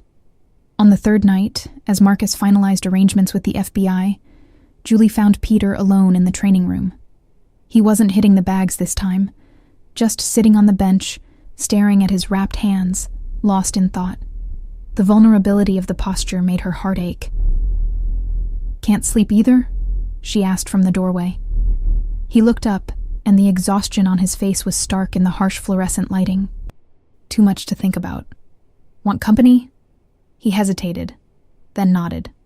Julie crossed to the bench, sitting beside him with enough space between them to be proper, but close enough to feel his presence. The silence stretched, but it wasn't uncomfortable. It was the silence of two people learning to exist in each other's orbit. "Tomorrow, it begins," Peter said finally. "Once we leak those files to the FBI, once they start moving on Meridian Holdings, there's no going back. Kovac will know we're coming for him. Are you having second thoughts? About the plan?" "No." He turned to face her, and the intensity in his gaze made her breath catch. "About involving you. Every single second." "Peter, let me finish." His voice was rough with emotion he was barely containing. 6 years ago, I lost everyone who mattered. My mother, Elena, even my father, though losing him felt more like relief than grief. I've been alone in this fight for so long that I forgot what it felt like to have someone standing beside me. And now that I have it, now that I have you, I'm terrified of losing it. The confession hung in the air between them, raw and honest. Julie felt her throat tighten with emotions she didn't have names for. "You're not going to lose me," she said, and was surprised by the fierceness in her own voice. "I'm not going anywhere, Peter. Not until this is finished. And after?" The question was barely audible. "After it's finished? After the 2 years are up and the contract expires? What then?" Julie's heart stuttered. She hadn't let herself think that far ahead, hadn't dared to imagine a future beyond surviving the present. But now, looking at Peter's face, at the fear and hope warring in his expression, she realized she wanted there to be an after, wanted it desperately. "I don't know," she admitted, "but I know I want to find out." Something shifted in Peter's eyes. Relief, wonder, something that looked dangerously close to joy. His hand moved toward her face, that gesture she was beginning to recognize. But this time when he touched her, it was different. Not performance, not comfort, but something else entirely. His thumb traced her cheekbone with aching tenderness, and she saw him struggle with the impulse to close the distance between them. "Julie," he breathed, and her name in his mouth was a prayer and a plea. She leaned into his touch, her eyes never leaving his. "I know this is complicated. I know we're in the middle of something dangerous, and the timing is terrible and we barely know each other. But Peter, I feel it too." His other hand came up to frame her face, holding her like she was precious, breakable. "God help me, I feel it too." The space between them evaporated. Peter's forehead rested against hers, and Julie could feel his breath on her lips, could see the conflict in his eyes, desire warring with restraint, with the fear that caring for her would get her killed. "We can't," he whispered, even as his grip on her tightened. "Not now. Not while you're in danger because of me. Then when? When it's over. When Kovac is in prison and you're safe, and you've had time to think clearly without fear clouding your judgment." His voice was anguished. "I need you to choose this. Choose me, when you're free to walk away. Not when you're trapped in a contract and I'm all you have." The logic was sound. Painfully so. But it didn't stop the ache in her chest, the wanting that had grown from curiosity to something much more dangerous. "Okay," she agreed softly. "When it's over." Peter pulled back slowly, the loss of contact almost physical. But his eyes held a promise, a commitment that tomorrow, after they survived, after they won, they would revisit this moment. And next time, neither of them would pull away. The leak went live at 8 a.m. Peter had arranged it through a journalist with a reputation for exposing corporate corruption, a woman who'd been investigating Kovac for years without enough evidence to publish. Now she had a treasure trove, financial records linking Meridian Holdings directly to arms deals, money laundering, and a dozen other crimes. Within an hour, every major news outlet was running the story. By noon, FBI agents were raiding Meridian's offices, and in his penthouse across the city, Dmitry Kovac was watching it all unfold. Marcus had managed to plant surveillance in Kovac's building months ago, a risky operation that had nearly cost two of his best operatives their lives. Now it paid off. They watched on monitors as Kovac made call after call, his usual composure cracking under the pressure of federal investigation and media scrutiny. "He's panicking," Marcus observed, watching Kovac's body language on the grainy footage. "Look at the way he's moving. This is someone who's losing control." Peter's eyes never left the screen. How long before he makes a move? Hours, maybe. He'll need to identify the leak source first. Marcus pulled up another window showing phone intercepts. His people are already digging. Once they trace it back to you, they'll come for Julie. Peter's jaw tightened. That's what we're counting on. Julie watched from her position near the window, her heart hammering despite the calm facade she tried to maintain. This was the plan. Let Kovac discover that the leak came from access to Peter's files that only someone close to him could have obtained. Let him think Julie was the weak link, the betrayer, the one who could be isolated and eliminated.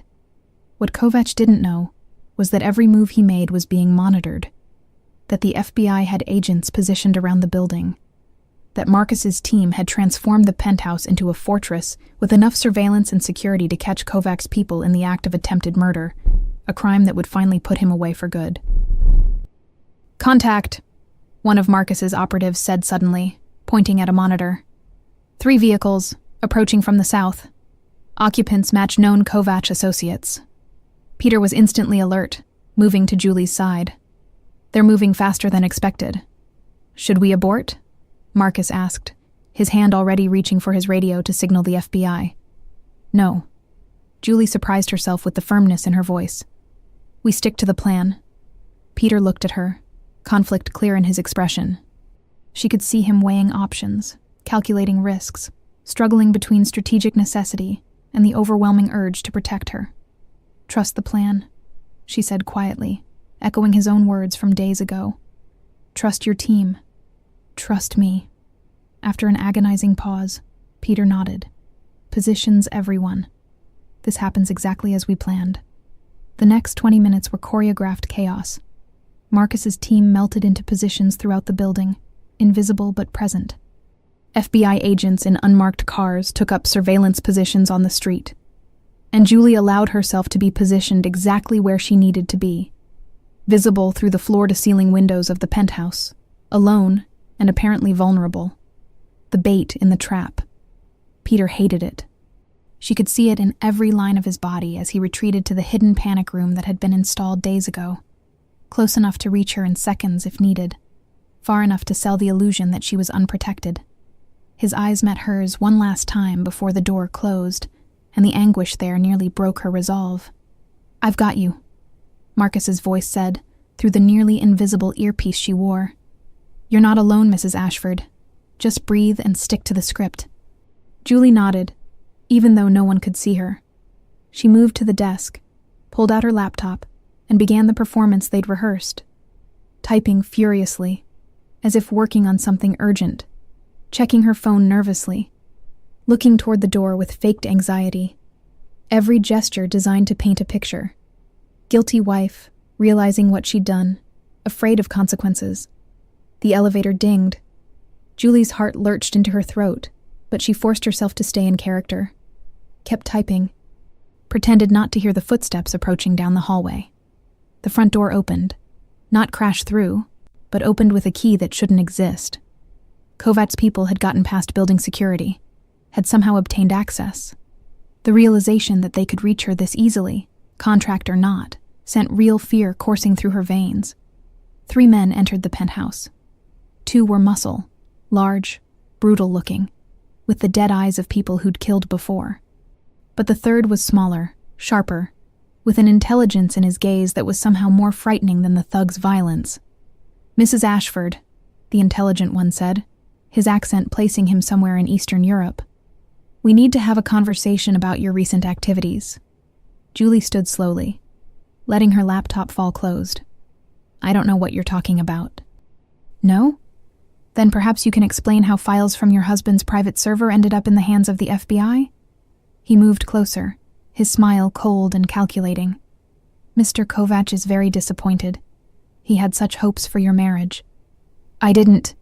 Julie let her voice shake, playing the terrified amateur. I don't have access to Peter's files. Lying won't help you.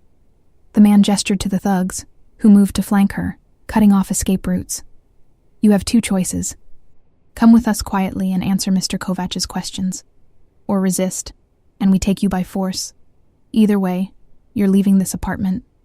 This was the critical moment. In the original plan, this was when the FBI would swoop in, when Marcus's team would emerge from hiding. But something felt wrong. Julie could sense it. A hesitation in her earpiece, a tension in the air. Abort signal, Marcus's voice said urgently in her ear. FBI team is blocked.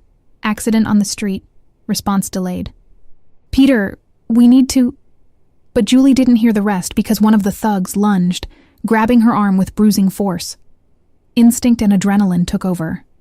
She remembered the self-defense training Peter had insisted on over the past 3 days, the moves Marcus had drilled until they were muscle memory. She twisted, using the thug's momentum against him, and her elbow connected with his solar plexus. He grunted, releasing her, and she was moving. Not toward the door, but toward the panic room, toward Peter. She almost made it. The second thug caught her halfway across the room, his arm wrapping around her waist and lifting her off her feet. Julie screamed, not in character but in genuine terror, and fought with everything she had. Her elbow caught someone's face.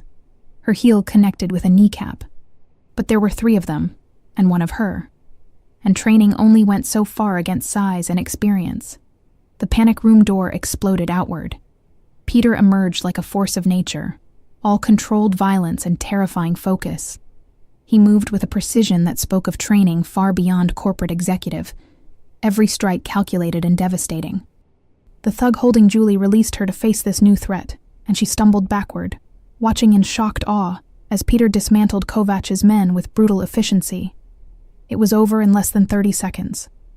All 3 men were on the ground, not dead, but incapacitated, groaning in pain.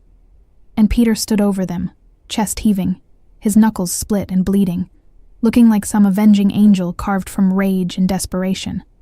His eyes found Julie across the room. Are you hurt? She shook her head, unable to speak past the lump in her throat. Peter crossed to her in 3 strides, his hands running over her arms, her shoulders, checking for injuries with a tenderness that contrasted sharply with the violence of moments before. I'm okay, she managed. Peter, I'm okay. Marcus and his team flooded into the apartment, weapons drawn, securing the 3 groaning men. FBI is 2 minutes out, he reported. We got everything on camera. Attempted kidnapping, breaking and entering, assault. Plus, whatever they confess when the feds start questioning. Peter barely seemed to hear him. His focus was entirely on Julie, his hands still gentle on her face, his eyes searching hers with an intensity that made her heart ache. I shouldn't have put you in that position. When they grabbed you, when I couldn't get to you fast enough. But you did get to me. Julie covered his hands with hers. I'm safe. We're safe. And they fell right into the trap. At what cost? His voice was raw. You could have been taken, hurt, killed, and it would have been my fault for thinking I could control every variable, for believing I could keep you safe while using you as bait. Peter, look at me. She waited until his eyes focused on hers. I chose this. I knew the risks, and I'd make the same choice again because this isn't just about catching Kovac anymore. It's about saving your sister. About stopping him from hurting anyone else. That's worth the risk. Sirens wailed in the distance, growing closer. The FBI was nearly there, ready to take Kovac's men into custody, to follow the chain of evidence back to the man himself. Everything they'd planned was coming together. But in that moment, standing in the wreckage of their apartment with Peter's bloody hands cradling her face and his eyes full of emotions he couldn't voice, Julie realized the trap they'd set had caught more than just criminals. It had caught them. bound them together in ways that went far beyond contracts and convenience. "When this is over," Peter said, his voice barely above a whisper, "when Kovac is behind bars and you're truly safe, ask me again about the after. Ask me what happens when the 2 years are up. And what will you say?"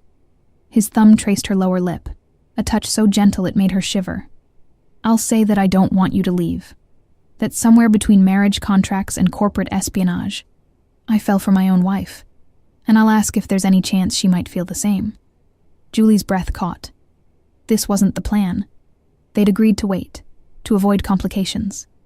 But standing here, with danger behind them, and more danger still ahead, pretending seemed pointless. "She does," Julie whispered. "She absolutely does."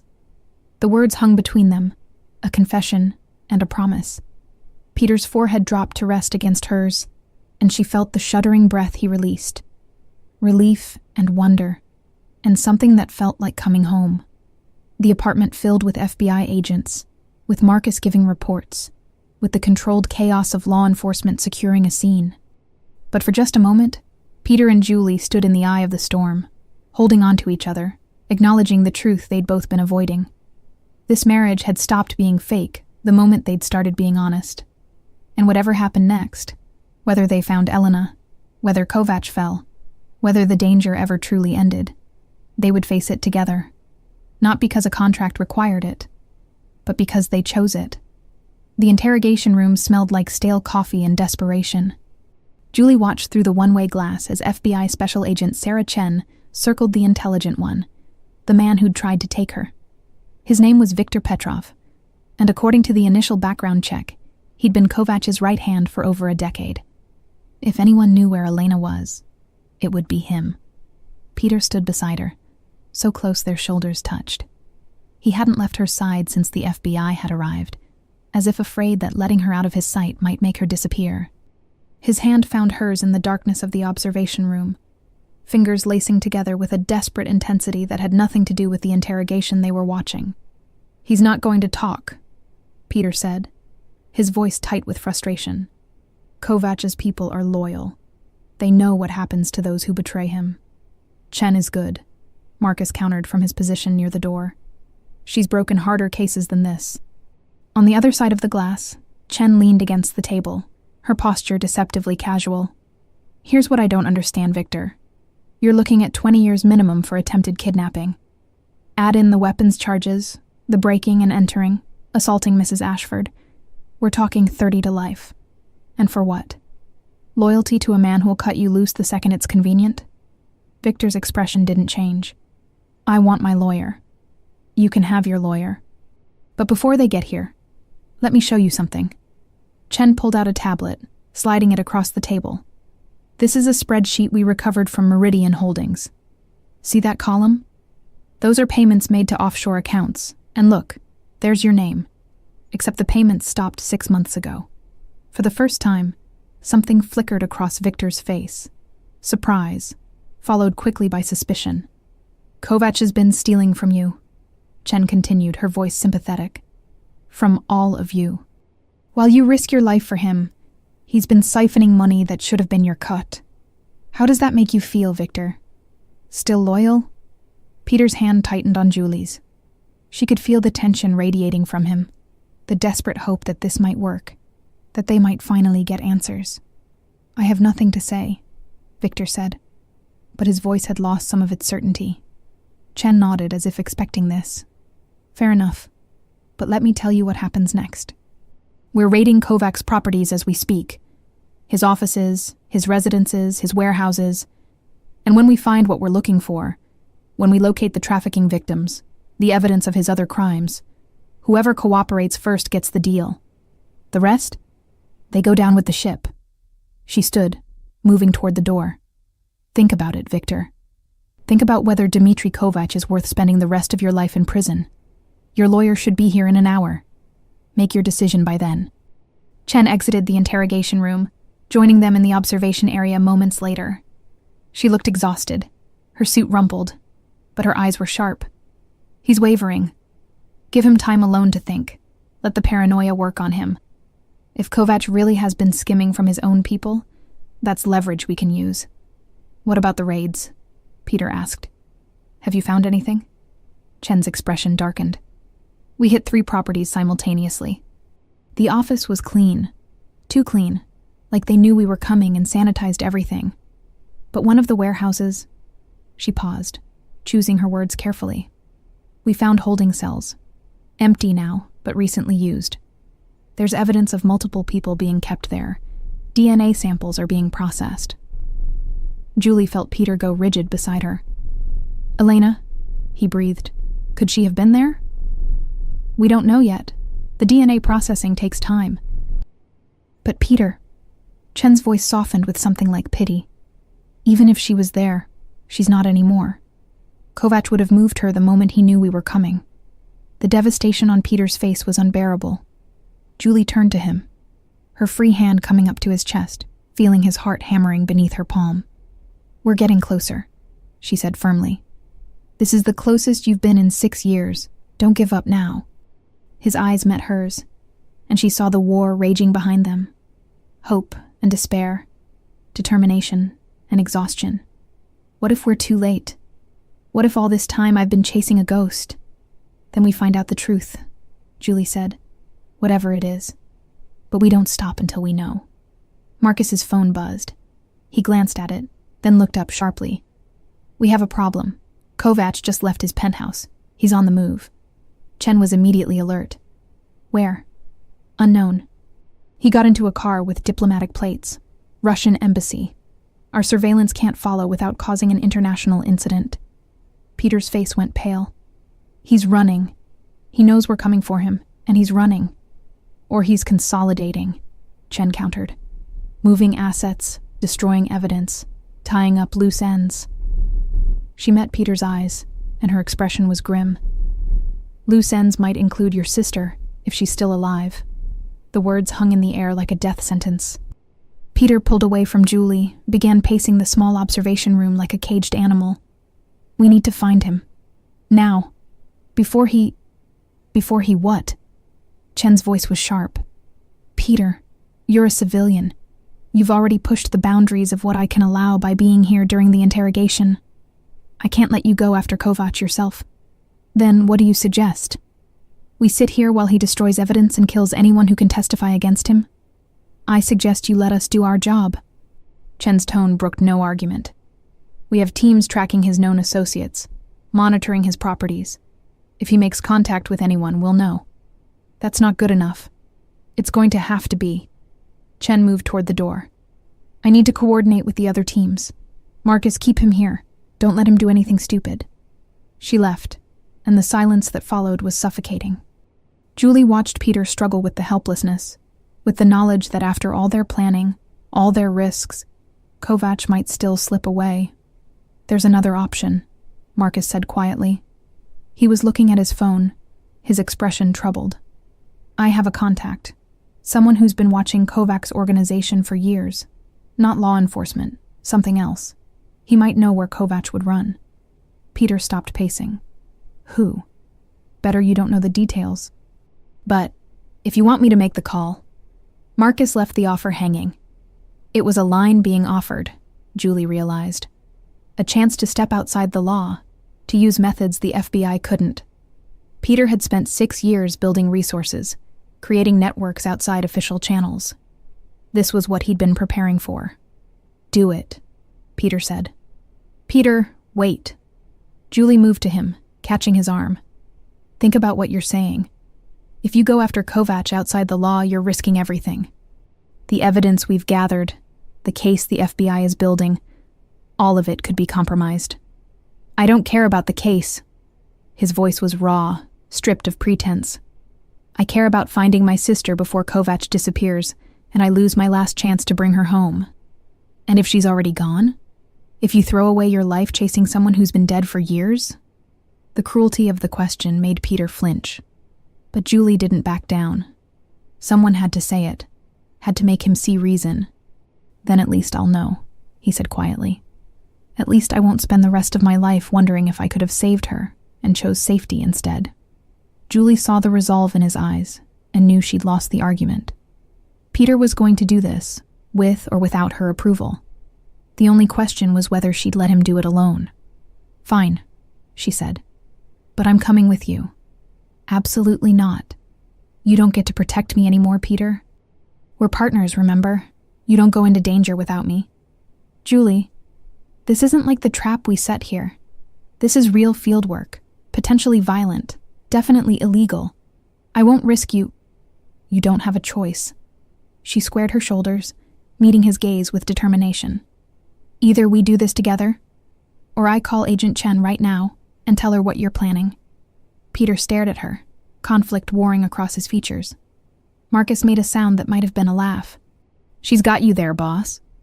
After a long, tense moment, Peter's shoulders sagged in defeat. "Fine. But you follow every instruction I give. No questions. Understood?" "Understood." Marcus made the call. 40 minutes later, they were in an unmarked car heading toward the industrial district on the outskirts of the city. Marcus drove while Peter sat in the passenger seat, checking weapons with practiced efficiency that made Julie's stomach clench. She'd never seen guns outside of movies, and watching Peter load magazines, check safeties, move with the competence of someone trained for combat, it drove home just how dangerous this had become. "Your contact better be reliable," Peter said, his voice tight. Alexei's never been wrong before. Marcus navigated through darkening streets, the neighborhoods getting progressively worse. If he says Kovac is moving assets to the old textile factory on Riverside, that's where he'll be. And Elena? He didn't say. But if Kovac's consolidating, if he's preparing to run, he'd bring anything valuable with him. Leverage, insurance. His prisoners, Julie finished softly. They pulled up 3 blocks from the factory, parking in the shadow of an abandoned warehouse. The area was desolate, the kind of place where screams wouldn't be heard, and bodies could disappear. Julie's hands were shaking, adrenaline and fear making her heart race. Peter turned to face her, his expression serious. "Last chance to back out. Stay here with the car. Let Marcus and me handle this." "Not a chance." Something that might have been pride flickered across his face. He reached out, cupping her cheek with his palm, that gesture she'd come to crave. "When this is over, when we're safe, we're going to have a serious conversation about your self-preservation instincts. Looking forward to it." His thumb brushed across her cheekbone, a touch so tender it made her heart ache. Then he pulled back, all business again. "Marcus takes point. I'm behind him. Julie, you stay between us. If shooting starts, I get down and stay down. I know." They exited the car into the cold night air. The factory loomed ahead, a skeletal structure of broken windows and rusted metal. Lights flickered in some of the upper windows, signs of occupation in a building that should have been abandoned. Marcus led them through shadows, moving with the silent precision of someone who'd done this before. They reached a side entrance, the door hanging slightly ajar. Through the gap, Julie could hear voices, low, urgent, speaking in Russian. Peter's hand found hers in the darkness, squeezed once, a reminder that she wasn't alone. Then Marcus was moving, slipping through the door, and they followed into the belly of the beast. The interior of the factory was a maze of old machinery and support pillars, shadows deep enough to hide in. They moved slowly, carefully, following the sound of voices toward what had once been the main production floor. And then they saw it. The space had been converted into a makeshift operations center. Computers on folding tables, boxes being loaded into trucks, men moving with urgent efficiency. And in the center of it all, directing operations with cold precision, was Dmitry Kovac. Julie felt Peter go rigid beside her. 6 years of rage and grief coalescing into a single moment of reckoning. His hand moved toward the gun at his waist, but Marcus caught his arm, shaking his head. Too many guards. Too exposed. This had to be smart, not emotional. But then one of the guards moved, and behind him, Julie saw something that made her blood freeze. A cage. And inside it, a woman. She was thin. Too thin, with matted dark hair, and eyes that held the kind of haunted emptiness that came from prolonged trauma. But even from a distance, even in the dim light, the resemblance to Peter was unmistakable. Elena. She was alive. Peter saw her at the same moment Julie did. She felt the shock run through him like an electric current, felt the precise second when his control shattered completely. He moved before Marcus could stop him, stepping out of the shadows with his gun raised. "Kovac!" The word echoed through the factory, bringing all activity to a halt. Every head turned toward them. Every gun came up. Julie's heart hammered against her ribs as she realized they were hopelessly outnumbered, exposed, about to die in this abandoned factory. But Peter only had eyes for his sister. "Elena," he called, his voice breaking on her name. "I'm here. I'm going to get you out." The woman in the cage lifted her head slowly, as if the movement cost her everything. Her eyes found Peter across the distance, and Julie saw recognition flicker, dim, confused, but there. After 6 years of captivity, Elena Ashford recognized her brother. Kovac smiled, a serpent's expression that held no warmth. "Peter, how predictable. I knew eventually you'd be foolish enough to come yourself. Let her go." Peter's gun never wavered, aimed directly at Kovac's chest. "This is between you and me. She has nothing to do with our business. On the contrary, she has everything to do with it. She's been my insurance policy for 6 years, the thing keeping you from destroying me completely." Kovac moved closer to the cage, his hand resting almost affectionately on the bars. "Did you really think I'd give that up just because the FBI is investigating? You're finished, Kovac. The FBI has your files. Your people are talking. Your empire is crumbling. Let Elena go, and maybe you walk away from this alive." "Such bravado from a man who's surrounded by my men." Kovac gestured, and Julie heard the distinctive sound of weapons being cocked. At least a dozen guards, all armed, all aimed at them. "You've made a terrible mistake coming here, Peter. But I'll give you one chance. Walk away now. Leave your sister. Leave your wife. Yes, I know she's here with you. And I'll let you live. Never. Then you'll die. And I'll keep Elena. Keep your wife. They'll replace the leverage I'm losing from my other operations." Kovac's eyes found Julie, and the cold calculation there made her skin crawl. Such a beautiful woman. It would be a shame to waste her. The threat was clear, visceral. Julie felt Peter's entire body go rigid with rage, saw his finger tighten on the trigger. This was it. The moment where everything exploded into violence and chaos. But before anyone could fire, a new voice cut through the tension. "FBI, drop your weapons!" The factory's main doors burst open, and suddenly the space was flooded with federal agents, tactical gear, assault rifles. Agent Chen led the charge, her weapon trained on Kovac with deadly precision. "Dmitry Kovac, you're under arrest. Order your men to stand down or we will open fire." For a moment, the tableau held, Peter and Kovac locked in a stare, guns everywhere, Elena in her cage watching with those haunted eyes.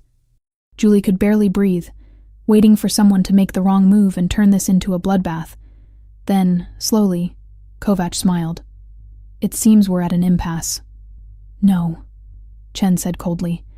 "We're at an ending. Your choice is whether it ends with arrests or body bags." The silence stretched impossibly long. Then Kovac raised his hands, the picture of cooperation. "Stand down," he told his men. "Let's not make this messier than it needs to be." One by one, the guards lowered their weapons. FBI agents swarmed forward, cuffing them with practiced efficiency. But Julie's eyes were on Peter, who had lowered his gun and was moving toward the cage, toward his sister. "Elena," he said, his voice breaking. "Elena, it's me.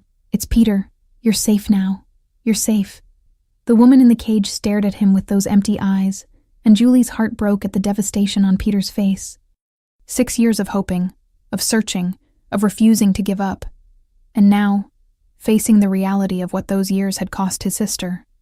Marcus appeared with bolt cutters, breaking the lock. The cage door swung open. Peter reached for Elena, slowly, giving her time to recognize him, to understand. "I'm sorry," he whispered, tears streaming down his face. "I'm so sorry it took me so long. But I'm here now. I'm going to take you home." Elena's hand lifted, trembling, and touched his face. "Peter?" Her voice was hoarse from disuse, uncertain. "Is it really you?" "It's me. I promise. It's really me." and then she collapsed into his arms. 6 years of trauma breaking in a single sob. Peter held her like she might disappear, his own shoulders shaking with the force of his grief and relief. Julie watched through her own tears as brother and sister were finally reunited. Across the factory, Kovac was being led away in handcuffs, still smiling that serpent smile. "This isn't over, Peter," he called. "You think you've won, but this organization is bigger than me. Someone else will come. They always do." "Let them," Peter said, not looking up from his sister. "I'll be waiting." Chen approached them, her expression gentle. "We need to get her to a hospital. Get her checked out, start the recovery process." Peter nodded, carefully helping Elena to her feet. She was unsteady, weak from captivity, and he supported her weight like she weighed nothing. Marcus moved to help, and together they guided her toward the exit, toward freedom, toward whatever came next. Julie followed, her heart full and breaking simultaneously. They'd won. They'd found Elena, caught Kovac, survived. But looking at the haunted woman being carried from her prison, Julie understood that winning looked different than she'd imagined. Victory was messy and painful, and came with scars that might never fully heal. Outside, ambulances waited. Paramedics rushed forward, but Elena wouldn't let go of Peter's hand, her fingers clutching his with desperate strength. "Don't leave," she whispered. "Please don't leave me again." "Never." Peter's voice was fierce, absolute. "I swear to you, Elena, I will never leave you again." They loaded her into the ambulance, and Peter climbed in beside her. He looked back at Julie, standing alone in the chaos, and the expression on his face was torn between relief and anguish. "Go," Julie said, understanding without words. "She needs you. I'll meet you at the hospital." He mouthed, "Thank you." And then the doors closed, the ambulance pulling away with lights flashing. Julie stood in the cold night air, watching it disappear, and felt the weight of everything settle over her. They'd done it. Against impossible odds, they'd actually done it. But the fight, she suspected, was far from over. Recovery would be long. Justice would be complicated. And the growing connection between her and Peter, that would have to navigate the reality of trauma and healing, and a sister who would need all of his attention for months, maybe years to come. Marcus appeared at her elbow, looking as exhausted as she felt. "Hell of a night." "Yeah," Julie agreed. "Hell of a night." They stood together in silence, two people who'd helped orchestrate a miracle, and were now facing the messy reality of its aftermath. Tomorrow would bring questions, statements to the FBI, media attention. Tomorrow would bring the start of Elena's long road to recovery. Tomorrow would bring decisions about futures and marriages, and whether what had grown between Julie and Peter could survive beyond the crisis that created it. But tonight, they'd won. And for now, that was enough. 3 months later. Julie stood at the window of the penthouse, their penthouse, though she still sometimes caught herself thinking of it as Peter's, and watched spring slowly transform the city. The trees below were budding, tiny explosions of green against gray concrete. Life returning after a long winter. So much had changed in 3 months, and yet, in some ways, everything felt suspended in amber. Elena was alive. That miracle still took Julie's breath away when she allowed herself to think about it. But alive didn't mean recovered. The woman they'd rescued from that cage bore physical resemblance to the vibrant 22-year-old in Peter's photographs. But 6 years of captivity had left scars that went deeper than skin. The first month had been the hardest. Elena had been hospitalized, her body ravaged by malnutrition and neglect, her mind fractured by trauma.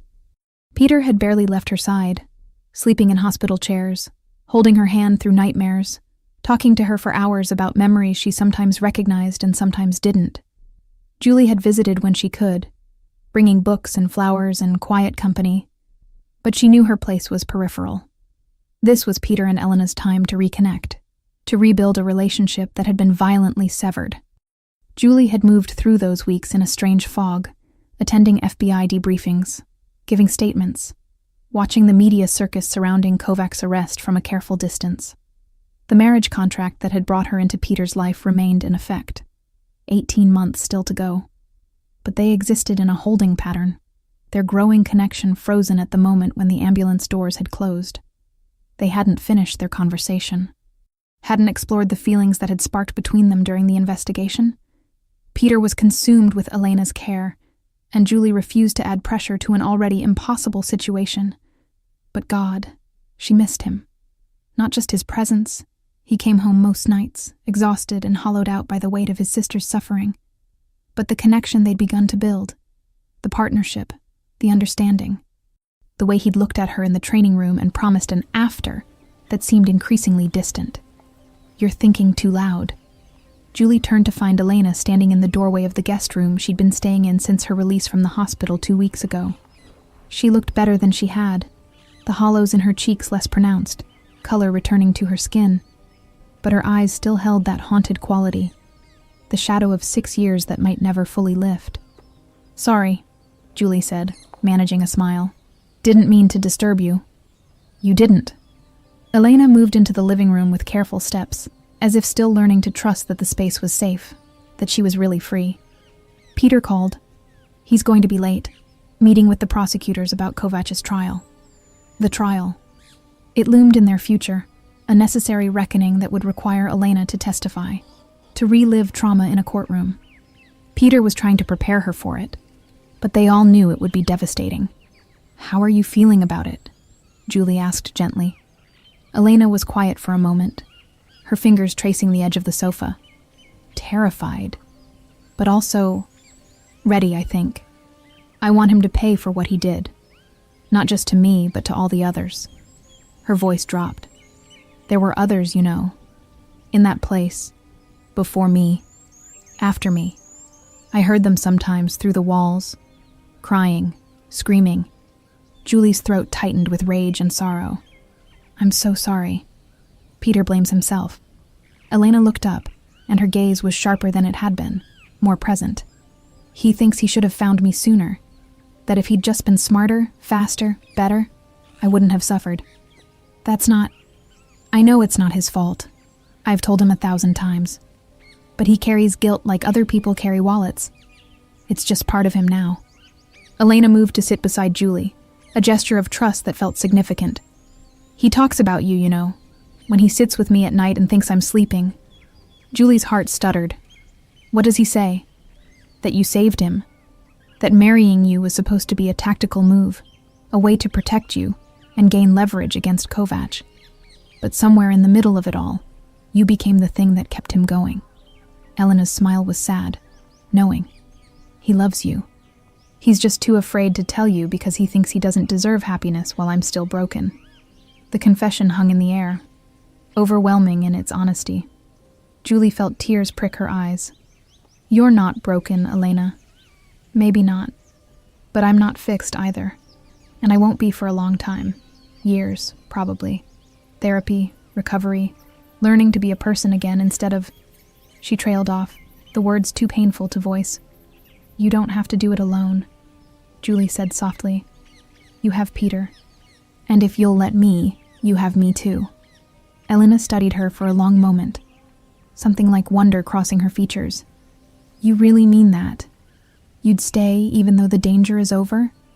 Even though the contract marriage served its purpose?" "The contract was never the point," Julie said, and realized as she spoke that it was absolutely true.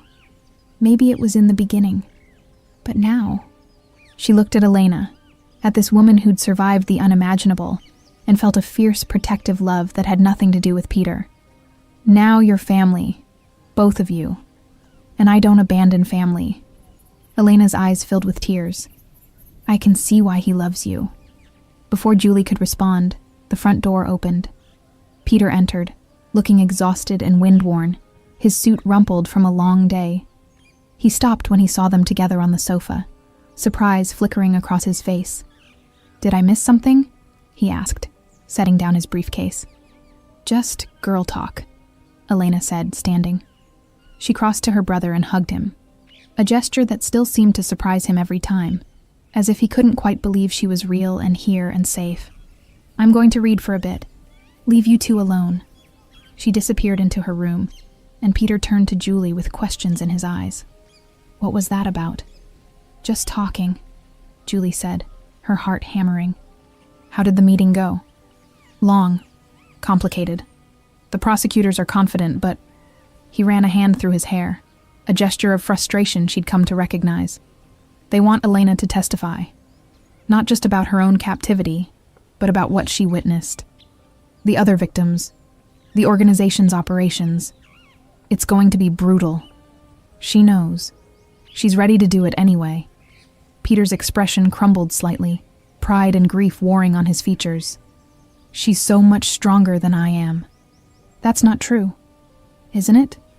He moved to the window, staring out at the city with hollow eyes. She endured 6 years of hell and still has the courage to face her captor in court. Meanwhile, I can barely make it through a day without feeling like I'm drowning in guilt. Julie stood, crossing to him. Peter, you didn't put her in that cage. Kovac did. You spent 6 years searching for her, refusing to give up, building the case that finally brought him down. That's not weakness. That's love. He turned to face her, and the anguish in his eyes was devastating. I promised you an after. I promised we'd talk, that we'd figure out what this is between us. But I can't. I don't have anything to give you right now, Julie. Everything I have is going to Elena's recovery, to making sure she has what she needs to heal. I know, Julie said, her voice steady despite the ache in her chest. And I'm not asking you to choose between us, Peter. I would never ask that. But you deserve more than living in limbo. The contract expires in 18 months. You should be thinking about your future, about what you want beyond this arrangement. What if what I want is this? The words came out before she could stop them, raw and honest. What if I want to stay, not because of a contract, but because somewhere between corporate espionage and rescue missions, I fell in love with my fake husband. Peter went very still, his eyes locked on hers with an intensity that made her breath catch. Julie, you don't have to say anything, she continued quickly. I know the timing is terrible. I know you're focused on Elena, and you should be. But you once asked me to wait until we were free to choose, until the danger was over and we could think clearly. Well, the danger is over, and I'm choosing this. I'm choosing you. Both of you. You don't know what you're signing up for. His voice was rough with emotion. Elena's recovery is going to be long and difficult. There will be setbacks, relapses, moments where the trauma overwhelms her. I can't promise you romance or normalcy or any of the things you deserve. I don't need romance, Julie said, stepping closer. I need honesty, partnership, the kind of connection we built while we were planning to take down Kovac. That's what I'm asking for, Peter. Not perfection, just truth. He stared at her, and she watched the war raging behind his eyes, the guilt telling him he didn't deserve happiness, the love he felt for her battling against the belief that caring for her was selfish when his sister needed him. She could see the moment the dam broke, the second when all that careful control finally shattered. Peter's hands came up to frame her face, holding her with a tenderness that made her heart ache. I don't deserve you, he whispered. Probably not, she agreed, a watery smile tugging at her lips. But you're stuck with me anyway. And then he was kissing her. Not the chaste press of lips from their wedding, not performance or pretense. This was real, desperate and tender, and 6 months of denied feeling pouring into a single moment. His mouth moved against hers with a hunger that spoke of loneliness finally ending, of finding home in the most unexpected place. Julie's hands fisted in his shirt, pulling him closer, drowning in the taste of him, coffee and mint, and something uniquely Peter.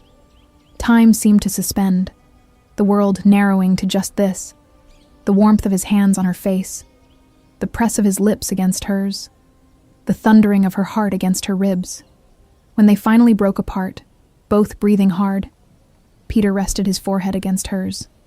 I love you, he said, the words a confession and a surrender. I've been trying not to, trying to maintain distance and protect you from the mess that is my life. But Julie, I love you so much it terrifies me. Good, she whispered, her hands moving up to cup his face, feeling the slight stubble on his jaw. Because I love you too, and I'm not going anywhere. His arms wrapped around her, pulling her against his chest, and Julie felt the shudder that ran through him. Relief and wonder, and the release of 3 months of holding everything in. They stood there for a long moment, just holding each other. Two people who'd found each other in the worst circumstances, and somehow, impossibly, built something real. "What happens now?" Peter asked against her hair. "Now we figure it out," Julie said. "We help Elena heal. We get through the trial. We learn how to be a real couple instead of a contractual one. And we do it all together. The contract can be dissolved, or we can let it run its course and then renew it with actual vows that mean something. I don't care about the legalities, Peter. I care about us." He pulled back enough to look at her, and the expression on his face was wonder, mixed with something that looked like hope. "You really want this? The complicated, messy, probably going to be difficult reality of being with me? More than I've wanted anything in my life. Then we'll make it work." He said it like a vow, like a promise. "However long it takes, whatever we have to go through, we'll make it work." Julie rose on her toes and kissed him again. Softer this time, but no less meaningful. This was a beginning, she realized. The real beginning of their story. After all the danger and drama had stripped away everything but the essential truth. They loved each other. And love, messy and complicated as it was worth fighting for. 6 months later, Julie stood in a courtroom and watched Peter hold his sister's hand as she testified against Dmitry Kovac. Elena's voice shook, but it never broke, as she recounted 6 years of captivity with a courage that left the jury in tears. Kovac sat at the defense table, his cold blue eyes showing no remorse, no emotion. But when the guilty verdict came down, unanimous on all counts, Julie saw something flicker across his face. Not fear, exactly, but the beginning of understanding that his empire had finally, truly fallen. The sentencing came 2 weeks later. Life in prison without possibility of parole. Multiple life sentences, actually, for the murders and trafficking and countless other crimes. He would die behind bars, and the organization he'd built would be dismantled piece by piece. Peter and Elena were there for the sentencing. So was Julie, sitting in the gallery beside Marcus, watching justice finally be served. When it was over, when Kovac was led away in chains and the courtroom began to empty, Elena turned to her brother with tears streaming down her face. "It's really over," she whispered. "After all these years, it's really over." Peter pulled her into his arms, and Julie saw 6 years of pain and guilt finally begin to release. Not disappearing. Trauma didn't work that way, but loosening its grip enough to let healing begin. They walked out of the courthouse together, all 3 of them, into bright sunlight that felt like a benediction. Reporters shouted questions, cameras flashed, but Marcus's security team kept them at bay as they made their way to the car. That evening, back at the penthouse, Elena announced that she was ready to get her own place. "Not far," she said quickly, seeing Peter's immediate protest. "Maybe in this building, a few floors down. But I need to start learning how to be independent again. How to be just Elena, not the rescued victim, or Peter's traumatized sister." Peter struggled with it. Julie could see the fear in his eyes, the instinct to protect warring with the understanding that Elena needed this. Finally, he nodded. "Okay, but you call every day, and dinners twice a week, non-negotiable." Elena smiled, and it reached her eyes for the first time since her rescue. Deal. The night Elena moved into her new apartment, just 4 floors down, close enough for comfort, but far enough for independence, Peter and Julie found themselves alone in the penthouse for the first time in months. They stood on the balcony, watching the city lights flicker to life, and Julie felt the weight of possibility settling over them. This was it. The after they'd promised each other. No more danger, no more investigations, no more crisis demanding their attention. Just them. "The contract expires in 3 weeks, Peter said quietly. "I've been thinking about what happens then." Julie's heart skipped, but she kept her voice steady. "Oh? I could have my lawyers draft a new one. More equitable terms, actual marriage provisions instead of business arrangements." He turned to face her, and the love in his eyes still had the power to steal her breath. Or we could tear up the contract entirely and just be together. No legal obligations, no timelines. Just two people choosing each other every day. What do you want? Julie asked. Peter's hand found hers, fingers lacing together. I want to marry you again. For real this time. Not because we're trapped, or because I'm trying to protect you from criminals, but because I love you, and I can't imagine my life without you in it. Tears blurred Julie's vision. That sounds perfect. Yeah? His smile was tentative, hopeful. Because I should warn you, life with me is never going to be simple. There's the company to run, and Elena will always be part of our lives. And I have a tendency to work too much and forget to communicate when I'm stressed. And I'm stubborn, and I'll probably push when you want space. And I have my own career to figure out now that I'm not just playing the role of trophy wife, Julie countered. We're both going to mess this up sometimes. Probably, Peter agreed. But we'll mess it up together. Julie laughed through her tears. Is this your idea of a romantic proposal? God, no. Peter pulled back, and before Julie could ask what he was doing, he was down on one knee. From his pocket, he produced a small velvet box, opening it to reveal a ring that caught the city lights. A simple band with a single stone that was somehow more beautiful than the ostentatious wedding set he'd given her for their contract marriage. Julie, he said, his voice steady despite the emotion shining in his eyes. Will you marry me? Not because of contracts or obligations, but because I love you more than I thought it was possible to love anyone. Because you saved me when I'd given up on being saved. Because you're my partner, my best friend, the person I want beside me for every messy, complicated, beautiful moment of the rest of my life. She was crying openly now, not even trying to stop the tears. Yes. God, yes. He slipped the ring on her finger. It fit perfectly, of course. And then he was standing, pulling her into his arms and kissing her with a passion that spoke of promises and futures and a love that had been forged in fire and emerged stronger for it. When they finally broke apart, both breathless and grinning like fools, Julie looked down at the ring on her finger, overlapping the one from their contract marriage, symbolic of old and new beginning to merge. Should we set a date? She asked. How about we take our time? Peter suggested. Plan something that's actually ours, not rushed or forced. Maybe next spring, when the cherry blossoms are blooming in the park. That sounds perfect. They stood together on the balcony, wrapped in each other's arms, and watched the city settle into night. Somewhere below, life continued. People living and loving and struggling through their own complicated stories. Somewhere a few floors down, Elena was unpacking boxes and taking her first steps toward reclaiming her life. And somewhere in a maximum security prison, Dmitry Kovac was learning what it meant to lose everything. But here, in this moment, Peter and Julie had everything they needed. Love, trust, a future built not on contracts and convenience, but on genuine choice. Thank you, Peter said softly. For what? For staying. For choosing this, even when it was hard and messy and probably seemed impossible. For loving me enough to wait through the chaos. Julie turned in his arms to face him, her hands coming up to frame his face. Thank you for letting me in. For trusting me with your secrets and your pain and your sister. For showing me that love doesn't have to be simple to be real. He kissed her again, tender and sweet, and Julie felt the last pieces of their story falling into place. Not an ending, but a beginning. The real one. The one they'd both been waiting for.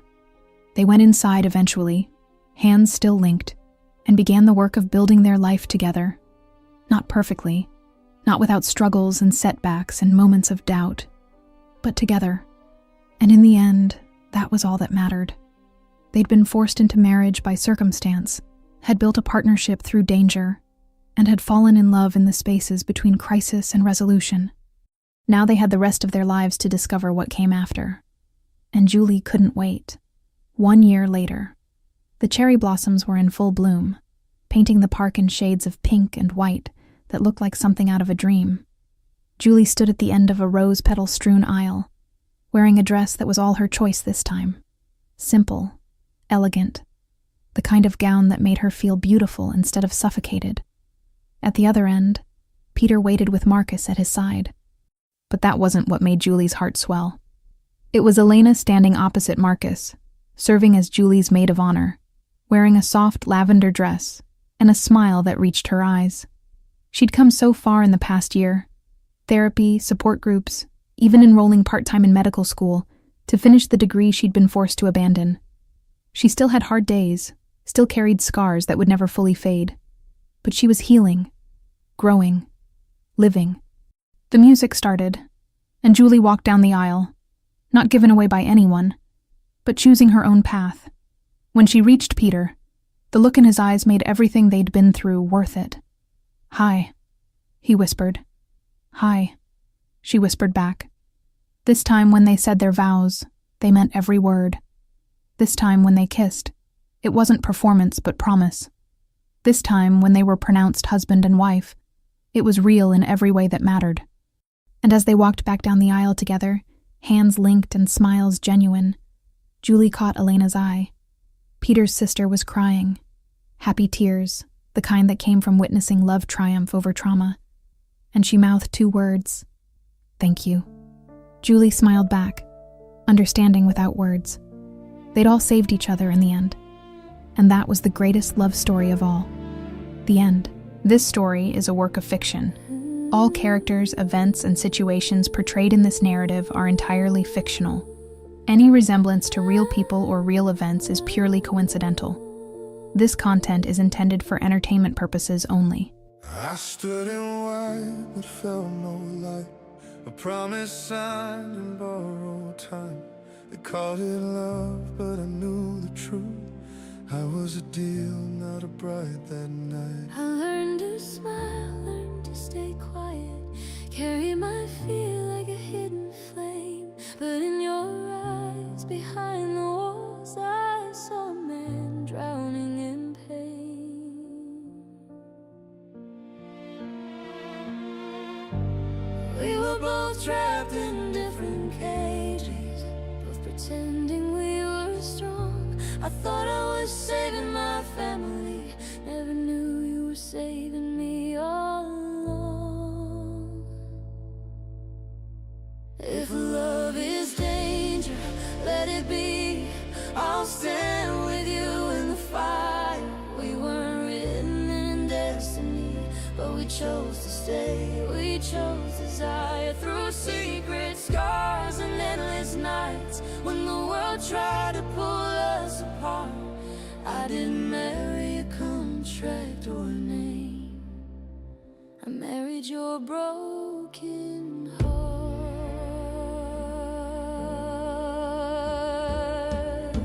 I built my life on guarded doors, on shadows, deals, and silent wars. I learned too young that love gets killed, so I buried mine beneath the floors. I wore control like armor tight, called survival being alone. Then you walked in, fearless and real, and touched the parts I turned to stone. I swore I'd never let you close, Swore I'd keep you safe from me, but every step you took toward danger, you were teaching me how to be free. If love is danger, let it be. I'll stand with you in the fire. We weren't written in destiny, but we chose to stay. We chose desire through secret scars and endless nights. When the world tried to pull us apart, I didn't marry a contract or a name. I married your broken heart.